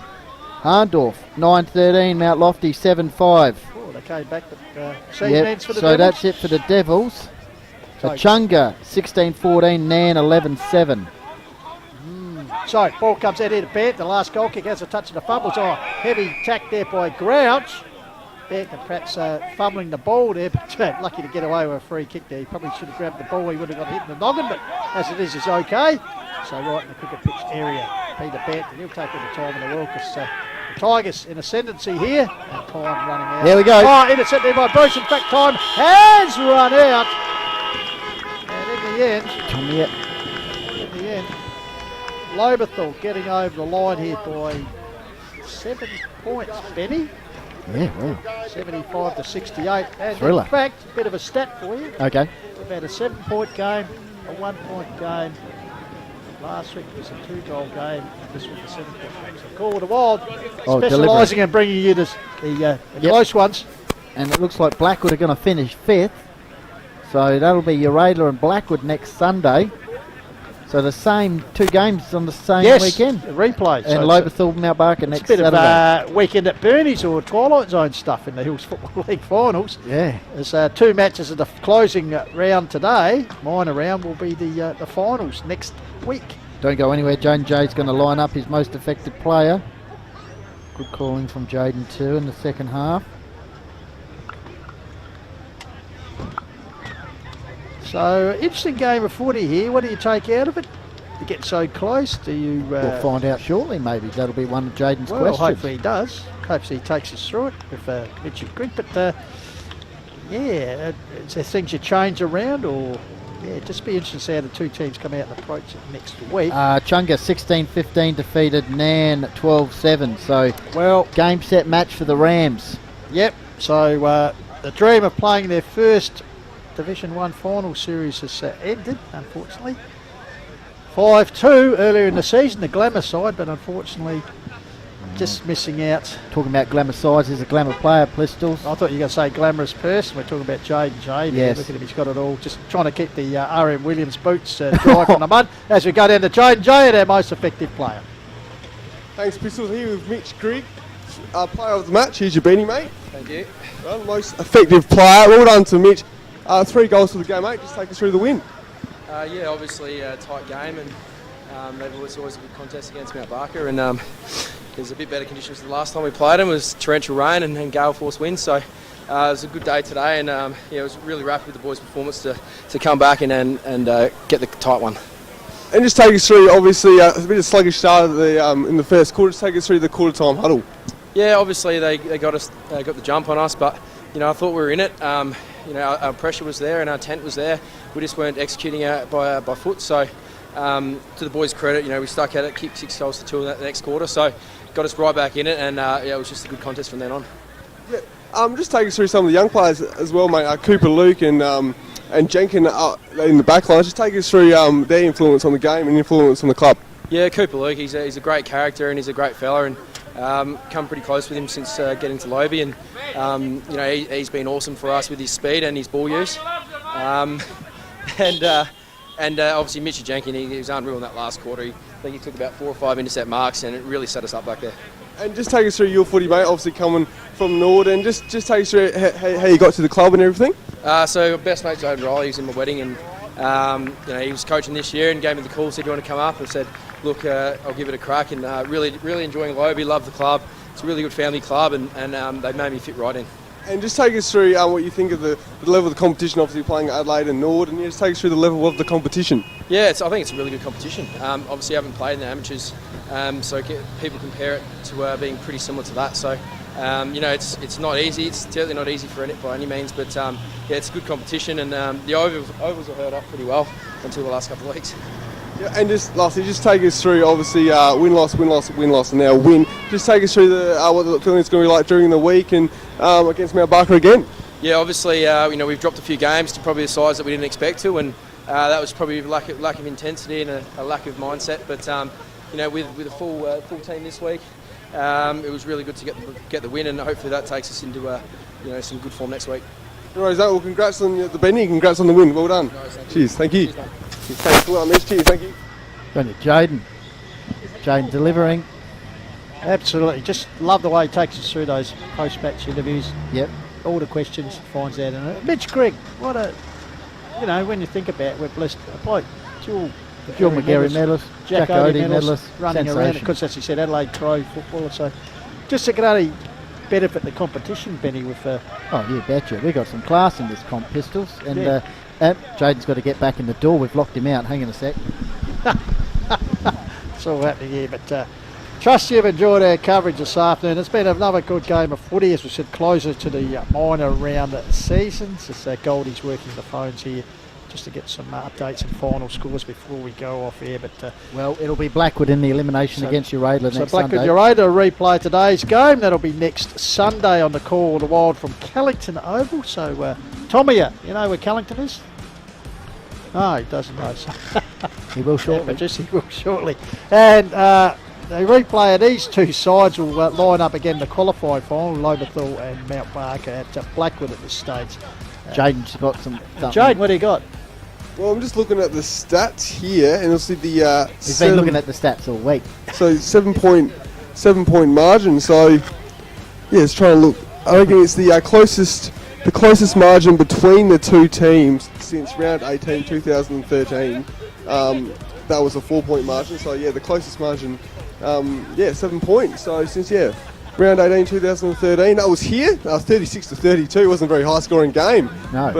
But yeah, so well done to Lobethal. Well done to Mitch Grigg kicking that clutch goal. And yeah, so well done to Lobethal. And it's quite interesting, as we discussed before the game, and then once again we apologise for being a bit late coming onto the scene with a few technical issues, but we got there in the end. But let's talk about the concept of this game. Do you show your full hand? Do you keep your powder dry, as they say? Do you experiment, move a few things around? No, I think there'll be a few changes to both sides next week, just as far as personnel, perhaps. It sets it up, and thank you very much to him for joining us at half time. Jason King, one of the past greats, as he mentioned, they were beaten by Mount Barker just close to the finals in the years he was playing, and they came out the next week and belted Mount Barker. So it's a psychological. Some names to potentially come back, Pistols, in finals for Mount Barker, Phoenix Line, maybe Daniel Bennett, Billy Stokes. So some handy players there, to name a few. Tigers, who we got to come back in for them potentially?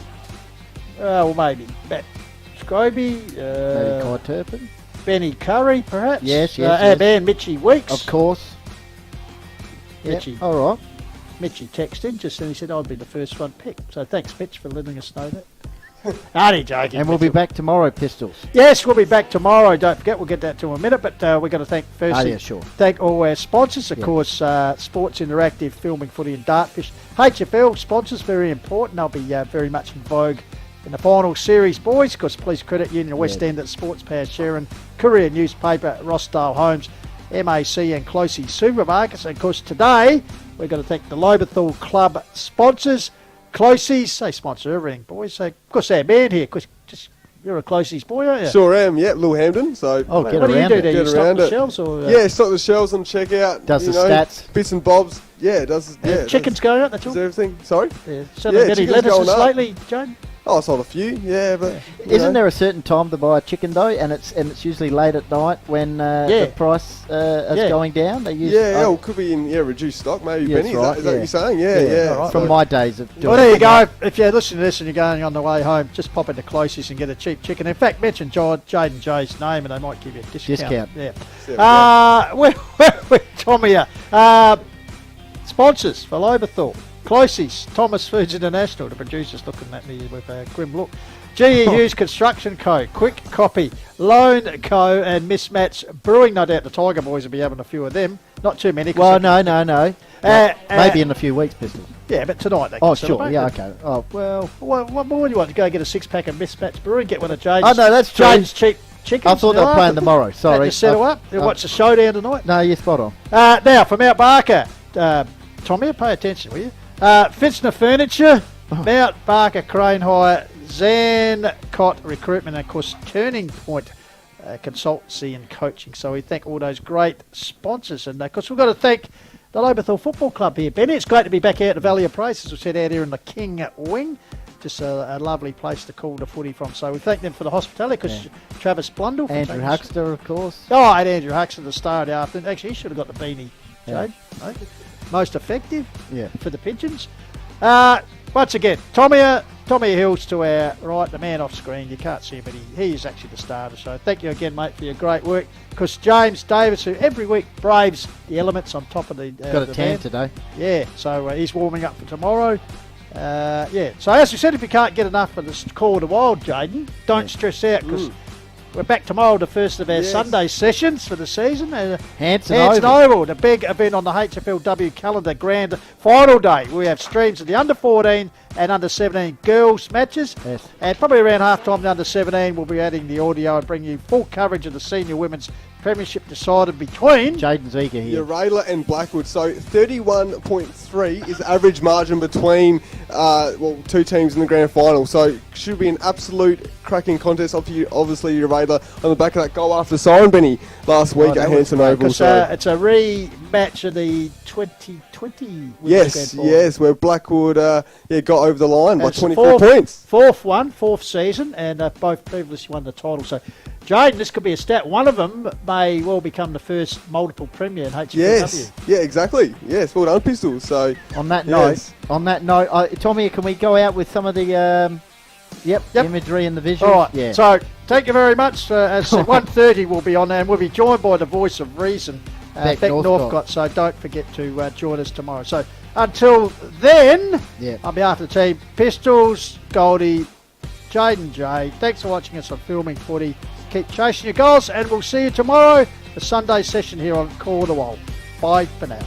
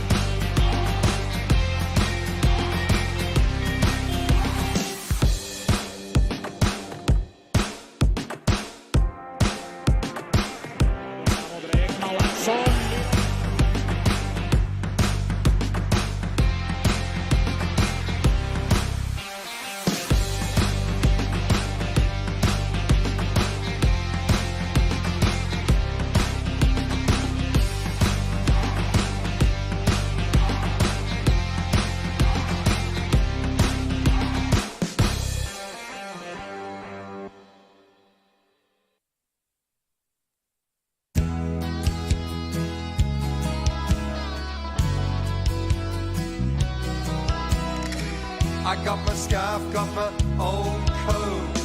I got a 40 game to go to. 40's on, 40's here again. Back to greet me like an old friend. And well, that's the thing about, that's what I like about. Yeah, that's the thing about football.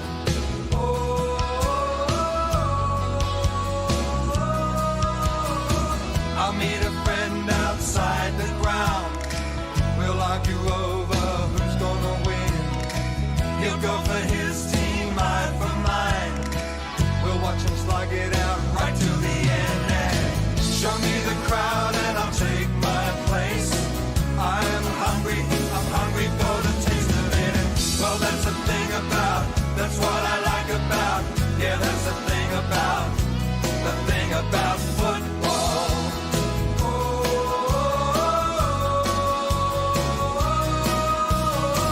That's what football means.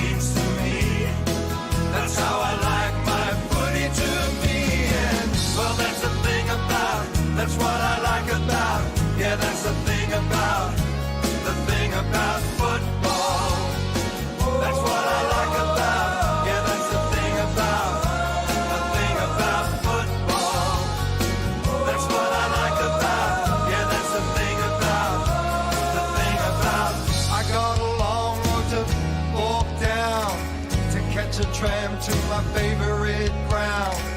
Use my legs, use my voice, make some noise, support the boys, and that's what football means to me. That's how I like my